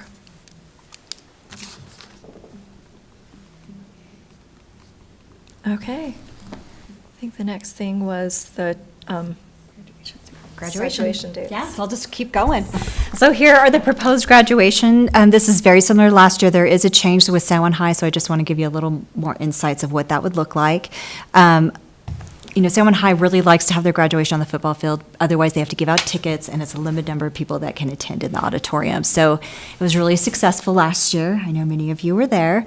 But in the afternoon, at that time of year, it is extremely windy. So that did cause, you know, a little disruption to graduation. So the recommendation was possibly moving it to 9 a.m. They would treat this as a school assembly. So all students that are not graduating would be able to attend with their classroom teacher. They'd be able to attend graduation. Typically, graduation is an hour and 15 at the max. So they're treating it just like kind of a end-of-year assembly as a graduation, and they're hoping that will also help promote, you know, students being excited about their day to graduate. And so all of that would be managed just like an assembly with teachers. Bringing the students out, they'd sit with their teacher unless their parent checks them out and has them go with them if they are part of graduation. So they're just recommending that we make that change. And, you know, I don't know that you have to approve it, but if you have feedback, then I'm happy to take that back and work with San Juan High. But all the other ones are the same as they have been in the past years. And I'm assuming the graduating class is on board with this as well, wanting to do it at 9 a.m.? Well, I think based upon last year and the challenges that they had losing their hats, I think, yeah. And I mean, I can take that back and just ensure that student government has been a part of that conversation as well. Yeah, that's just my. And usually the senior class has a planning committee that's planning graduation, so I would assume that they've been and deeply with involved with this already. With our other, some of our other graduations also being in the morning, it makes sense, so. Monticello's going to be the odd one out. Any discussion on that? We don't have dates that are unknown for LaSalle and TES. Yeah. Yeah, we don't have those dates yet, but we'll get them to you as soon as they've given us their dates for sixth grade promotion. And third grade, or they just, really it's their event that they have at LaSalle, but. So I will bring in, I'll make sure you get an updated calendar with all of that, as well as any retirement. We always try to get that to you so you know of any retirement events. One question, I guess. White Horse and San Juan, they're both at 9 a.m. Is White Horse okay at 9 o'clock? I mean, it's always been kind of. I'm a little tired, but I don't know about anybody else. I mean, I haven't heard anything saying otherwise. I know there was a talk of moving the day, but that came and went as it, you know, so nothing more than that. But I haven't heard any difficulty on the time, so I guess that would be up to the graduating class. Before, it used to be 10. Yeah. It used to be 10, then it was changed to 9, so everybody's up and early that day. It's just the driving time for others that are planning on Yeah. coming out. I mean, it's a long ways across the reservation. It's a long drive. Oh, And I think typically they get that little extra time to noon where it starts to get hot. There in the field and taking pictures and meeting with other classmates too. So, I mean, I didn't see a problem. I had to drive a really long ways to attend Whitehorse, but Monument Valley's out on the football field at 3 Yeah. o'clock in the afternoon. It's hotter and windy, yeah. so. Anyway, just a thought. Monument Valley needs to have theirs at 9 a.m. then. Well, I think they're back in the gym now. They've always, Yes. they've always lined up with Navajo Mountain, so you can make Yes. both of those. You got to be able to travel between those two. I do that. I know. To get to both. I know. Or they can switch. They can have it. No, I'm kidding. Yeah, like, okay. We're not rocking that Anyway, boat. I know. All right, we're going to move on to the next item and let Tyrell tell us a little bit about capital projects. All right. Be probably a little brief today. Blanding Elementary School, everything remains, on schedule and no major hiccups, just dealing with the small things as they come up. So that's moving along and going really well. We do have our entryway projects that we've got ongoing, so you'll see in the next couple of months in our board meetings for us to bring back just some bids for those projects as we get them ready for that. Our design team, MHTN, is working quickly to try to accommodate our change from last month with San Juan High. And so they're trying to get that all ready so that we can have construction documents ready for us to be able to bid those projects. So those are ongoing. We're doing some of the stuff in the meantime. I know there's been some preliminary work to just address some of the challenges or some of the things that we have to address with surveys and soil testing. But those are ongoing, and we'll bring that back in a couple of months as the design team gets those construction docs ready to go. The other thing that I'll mention to the school board, just so that you're aware of, is our elevator here at the district office is out again. We had an issue with it a few months ago that we repaired, and now we've got another major issue with it that we are looking at. So we have not yet received, we were anticipating and hoping to receive some bids back on replacement costs or repair costs, and then also just a modernization cost for us to get basically redo the whole system to get a more modern system, because it's a pretty old elevator.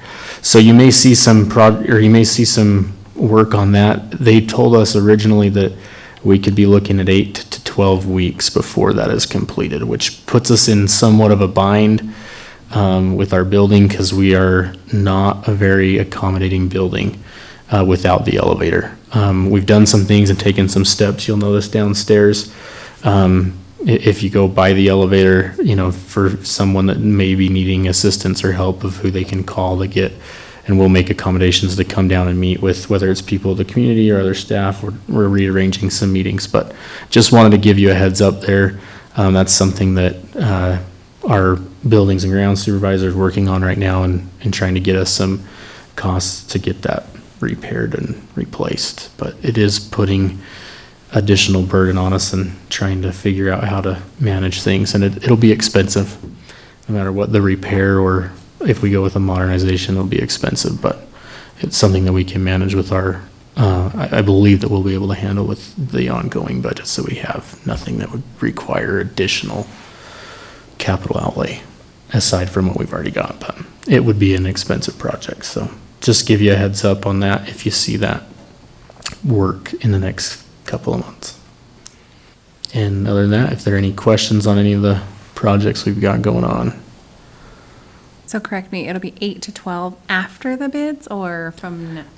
Well, we're really going to try to stay optimistic that it'll be sooner, but we haven't even yet. They have to send someone out to actually take the measurements for us and get an idea of everything. So we tried to get that scheduled last week, and they didn't have anyone available. We're a rural community, and we bring people from a long ways away to service elevators. So we're working on that. Like I said, trying to stay optimistic that it'll be sooner, but it's very possible it could be 8 to 12 weeks from after we finally see those numbers. But Well, I'd just like to make a little note good job, previous board, that choosing not to build at the current elementary school site because we knew we would have had to deal with elevators. So good job not adding that to our.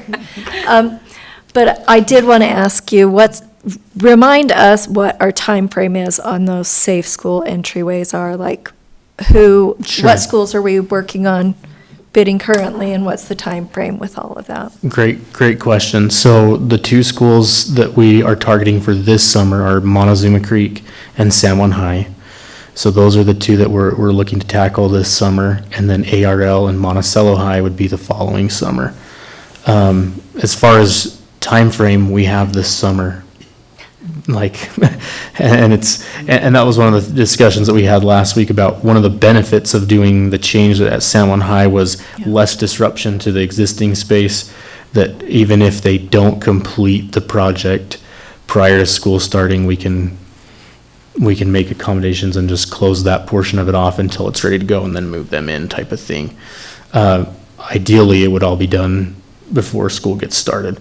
Montezuma Creek's is a little bit less, like what the remodel is and what it was at San Juan High is less disruptive, so we're hoping that we can tackle all of that from the day school gets out to before school starts again. Okay, thank you. Any other questions?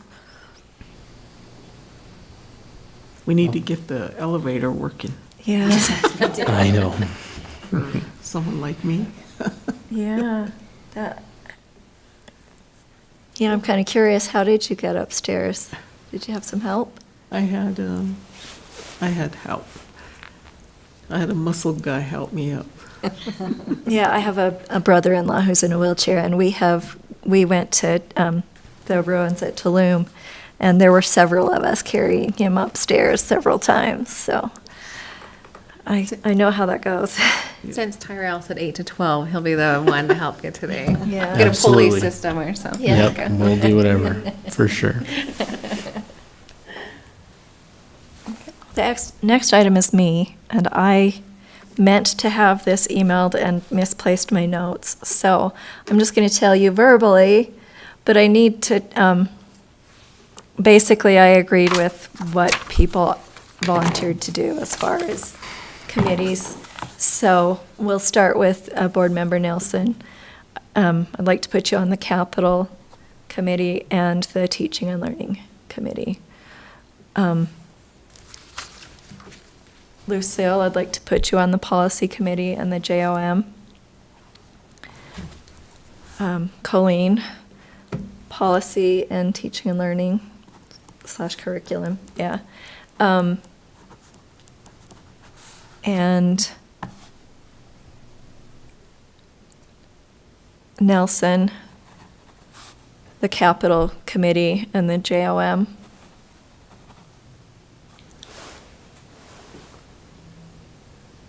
And then I will be on the Audit Committee, and I need one more person to volunteer to do the Audit Committee, and that would be either Nelson or Lucille.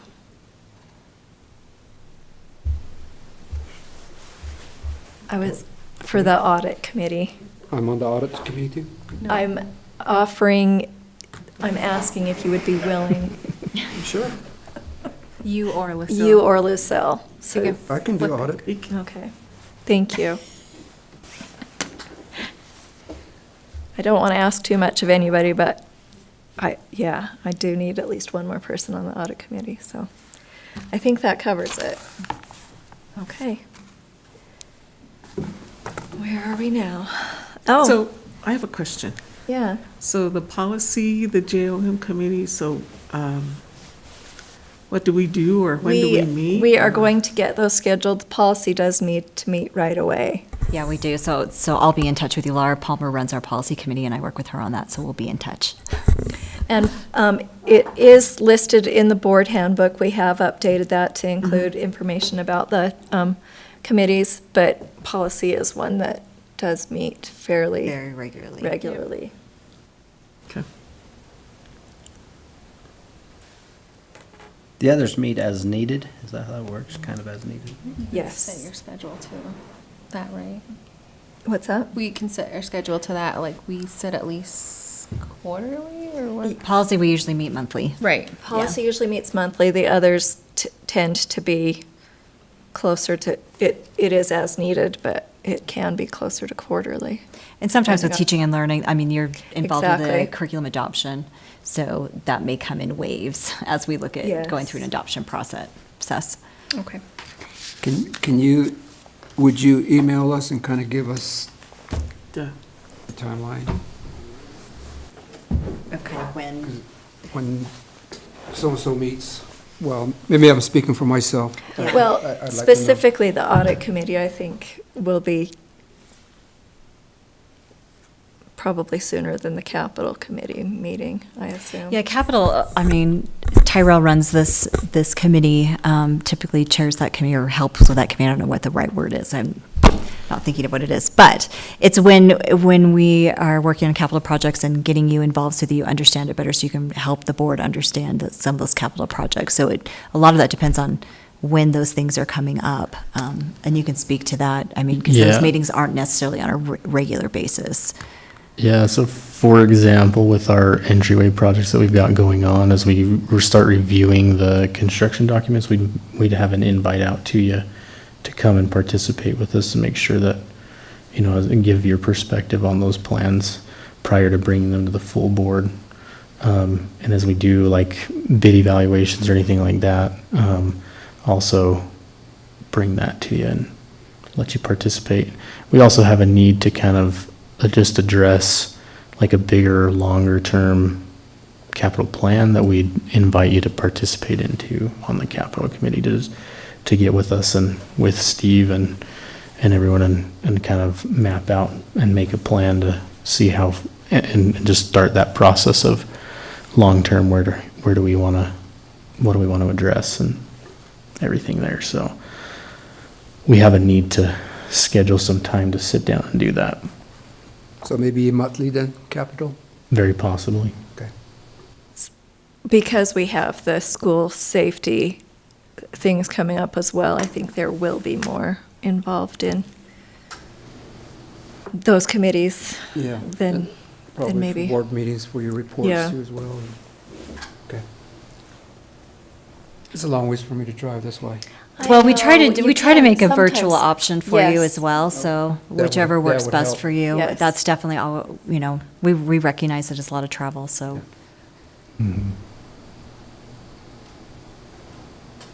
Righty. Okay. The next thing on the agenda is also me. I was able to participate in the USBA Day on the Hill, and I think it went really well.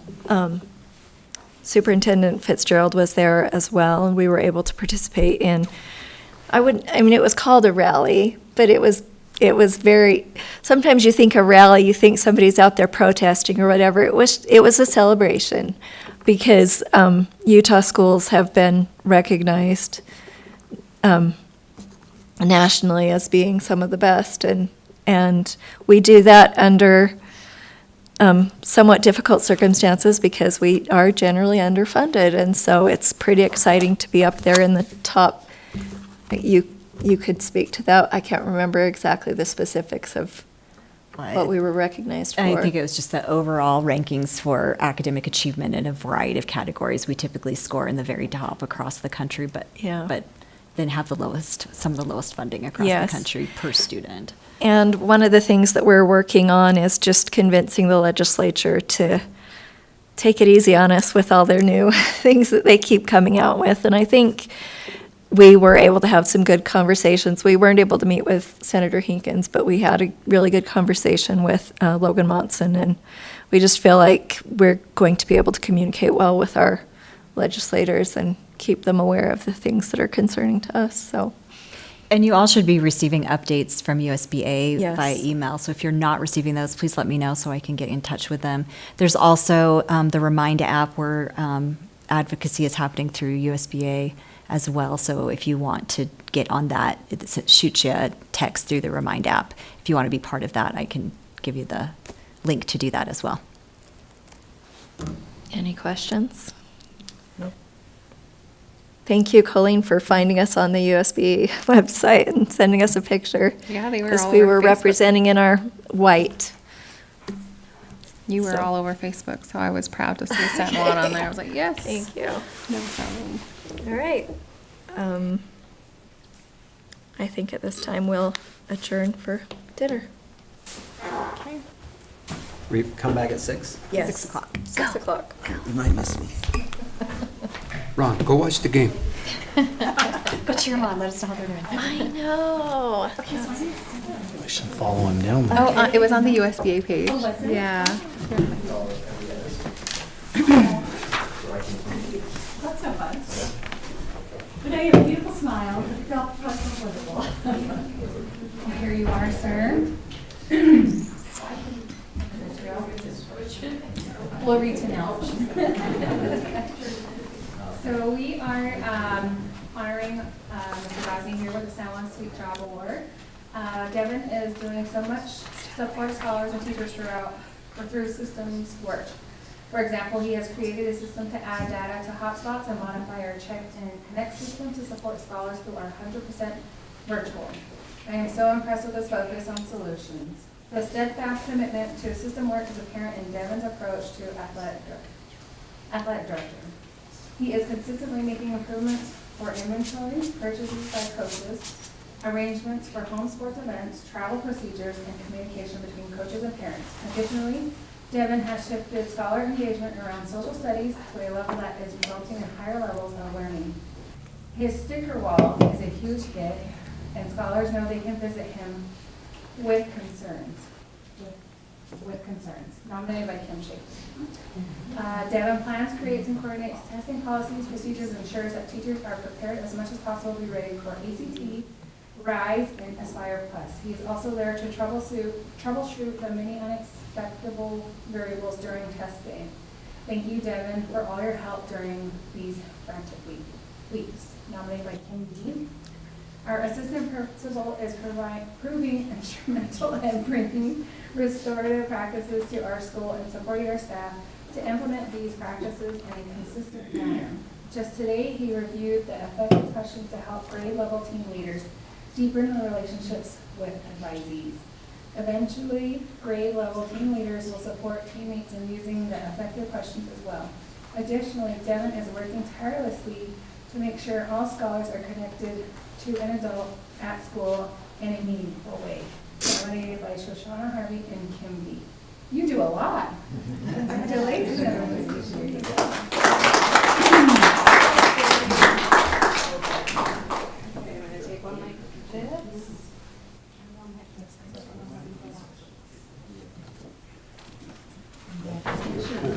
You're amazing. Congratulations, Devin. Well deserved. Okay, we'd like to recognize Casey Olson.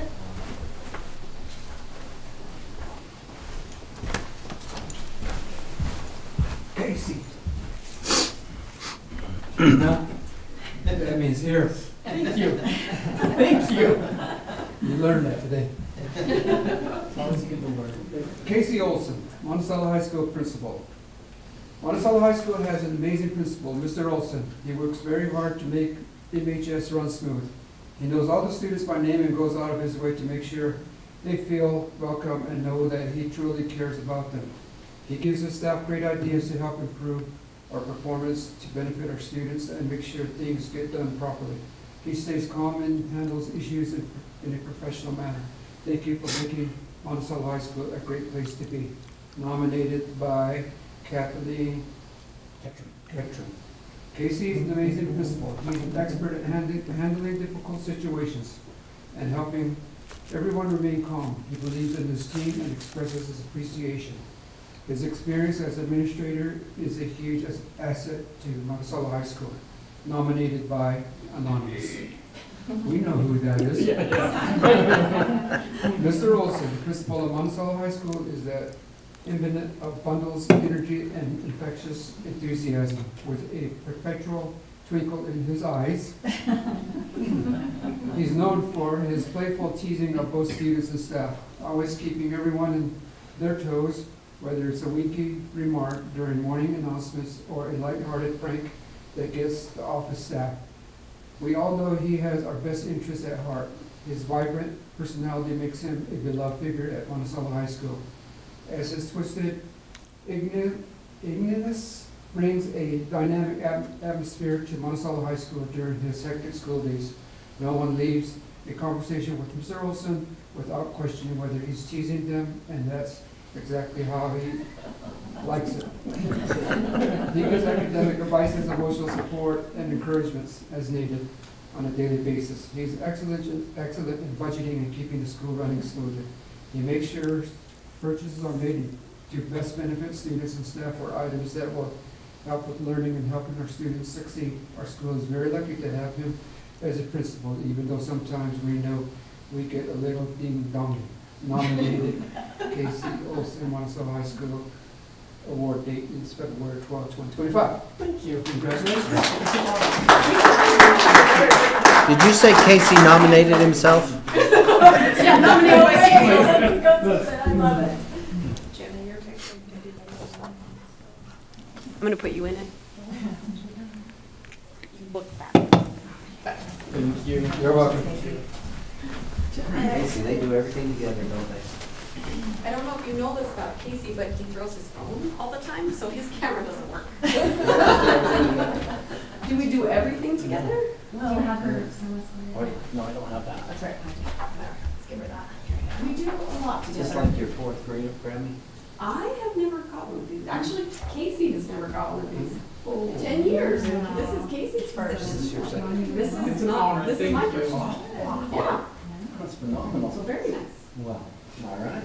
Jenna Olson has been nominated a few times.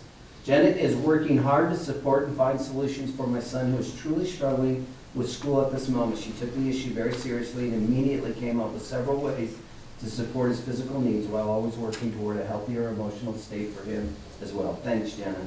Nominated by Amanda Page. Jenna is a great principal and leader at our school. She cares about each student and wants them to succeed. She also cares about the teachers and staff at our school. If I ever have a problem or concern, she's quick to address and resolve it in a timely and professional manner.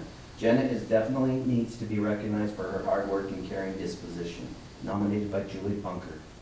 Principal Olson works hard every day to make our school a better place. Her positive attitude and clear vision have created a welcoming environment for both students and teachers. Her dedication to helping everyone succeed truly makes a difference in our school and community. Jenna is constantly looking for ways to improve at MES. Her vision and tireless efforts continue to inspire progress. Nominated by Unknown. Jenna works hard to resolve difficult challenges. She listens and reflects on how to best address issues. She has excellent follow-through and demonstrates every day that she cares about the staff, students, and family at MES, and that's nominated by, again, Mr. Unknown. I'm glad you put a mister. Or Mrs.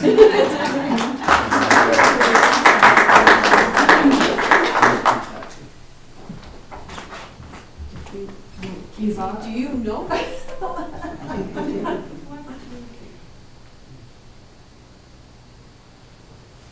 Thank you.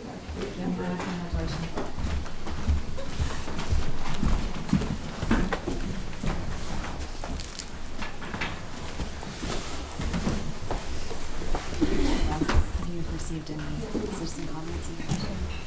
Let me double check. Surrounded by educators when they're reading. Yeah.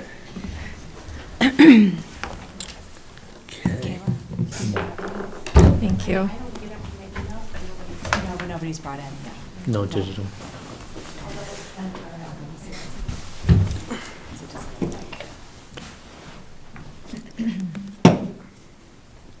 All right, this is the time we would normally have public comments, but we don't seem to have any tonight, so we will move on to the consent agenda. Motion to accept the consent agenda. Do I have a second? Okay. Any discussion? No.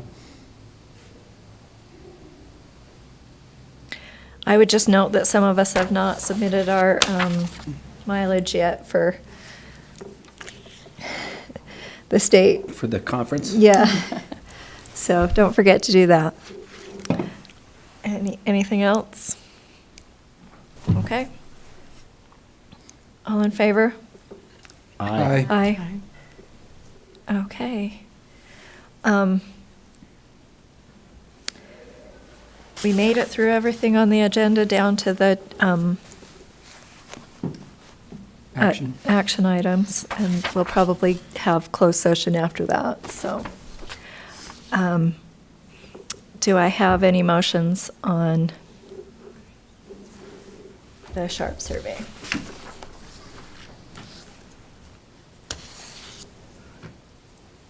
I motion to approve the SHARP Survey 2025. Do we need to clarify that that would be just updating to include? They wanted to include 3 grades. It would be, was it 6th, 7th, 8th, 9th, 10th? So normally it's 8. 6th, 8th, 10th, and 12th, I thought they said. This would be including 7th, 9th, and 11th. Yeah. 8th, 10th, and 12th. 7th, 9th, and 11th would be included. And we have we already approved the SHARP survey? So, Ongoing approval. I think we just we wanted the survey itself with the questions, so. So you could even make a motion to say. I actually got, they texted me the questions. So. do you have any From discussion on I that? looked through one of them, there's multiple ones, and it looked pretty, it would just look like what we've seen in the What we've past. seen Didn't look in like the anything past. new on there. Okay. So I think when you make the motion, just clarify to include those additional grades. Yes. Because then it covers everything. With my motion, I will include the 6th, 8th, 10th, and 12th grades. 6th, 7th. 6th through 6th through 12. Oh, 6th through 12th. 6th, Okay. 7th, 8th, 9th, 10th, 11th, 12th. Yes. Okay. I'll second the motion. Okay. Any discussion? I guess the only question I'd have at this point is, and Superintendent or Julie or something, what do we foresee any concern at the school level? I know we're already doing it in the other grades, so, but is that of any concern? It is additional time to, I mean, it's about 45 questions, right? And some are a little bit different than that, but so it is the time it would take and to administer that. And the parents have already signed the consents for it, or will they? Yeah, need so to- that was part of registration, so that would be included in, currently it was just, that's part of our Those registration grades. packet. It's required to be part of that, so they would sign that. It's not an opt-out, it's an opt-in. Yeah. So if they don't opt in, they would not be participating. Right. Okay, thank you. And would that cover those additional grades already?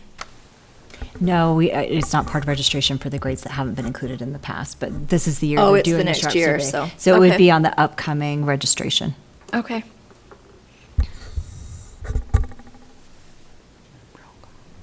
All right, all in favor? Aye. Aye. Any opposed? No. Okay, motion passes.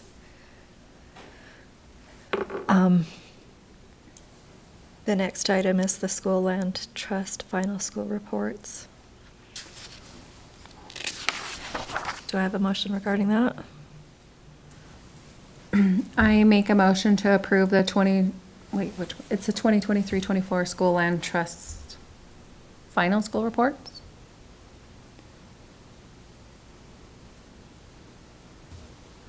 I'll second that. Any discussion?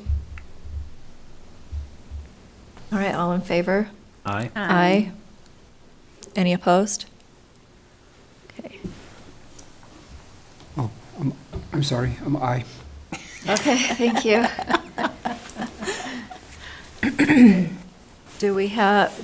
Does anybody want to make a motion regarding the employee travel? I'll make a motion. I'd make a motion that we approve the district policy for travel reimbursement to be at 75% of the IRS rate, but no lower than the student mill rate. So if it were to fall below that, it would be capped at the student. So that would bring breakfast up to $15 in this case. Does that make sense? that a motion that you can follow? Effective date. Yes, except for You need to decide. it would when to not make be it effective. 15 yet because we have not approved a fee schedule yet Yeah. for a change. But So you've got right, an effective date. So as of right now, would raise it to 14. Correct. But Yes, Yeah. when you, and if we did the other, it would raise it. Mhm. I think it's appropriate either way, because, yeah. But does it need to have an effective date? I would say effective immediately. Any second? Okay, Is Lucille. that's what, we can do that, right, Tyrell? Unless there's a, I think we need to establish a second on this motion first and then Yeah, have that discussion. Lucille Oh, did she did? second it. Okay. Yeah. Go ahead with your discussion item. That was my question, was we can, I forgot. Can we make it Yeah. effective immediately? Yeah. does Tyrell see any concern with that? Is that what you're asking? Yeah.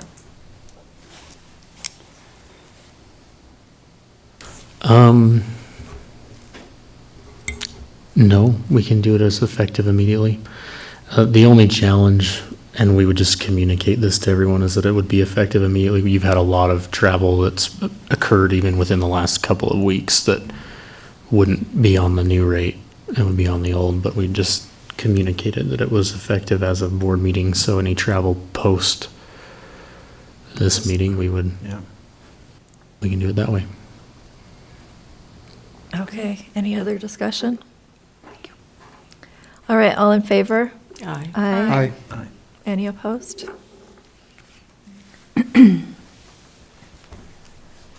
Okay, there's one more item for possible action. And I'm just going to leave it out there if anybody wants to.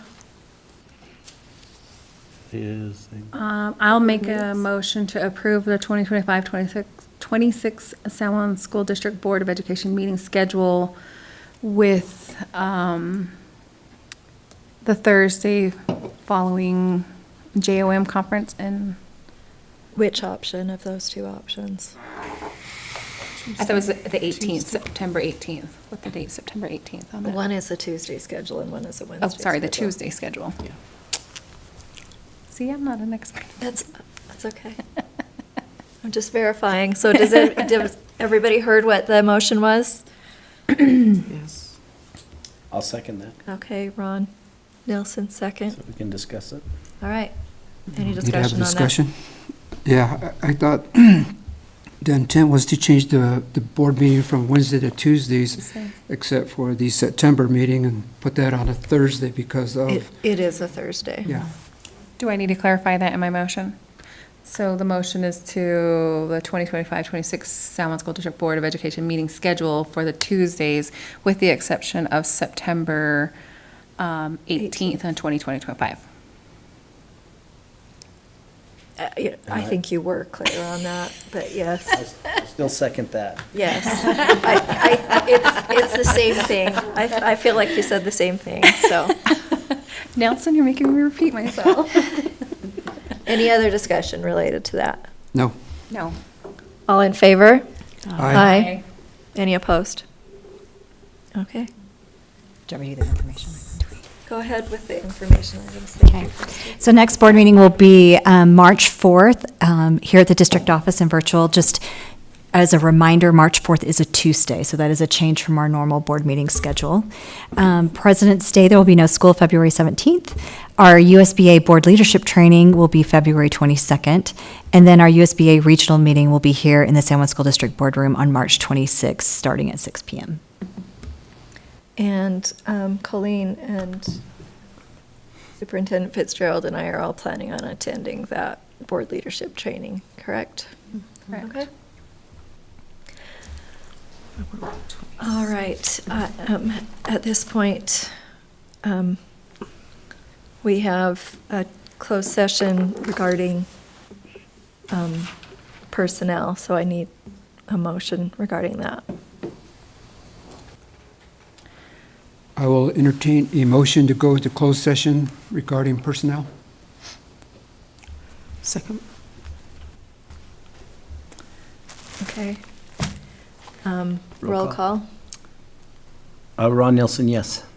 Lucille Cody, yes. Coley Benelli, yes. Nan Barton, yes. Nelson Yellowman, yes. Okay, at this time, we're going into closed session regarding personnel. Give you time to sort that.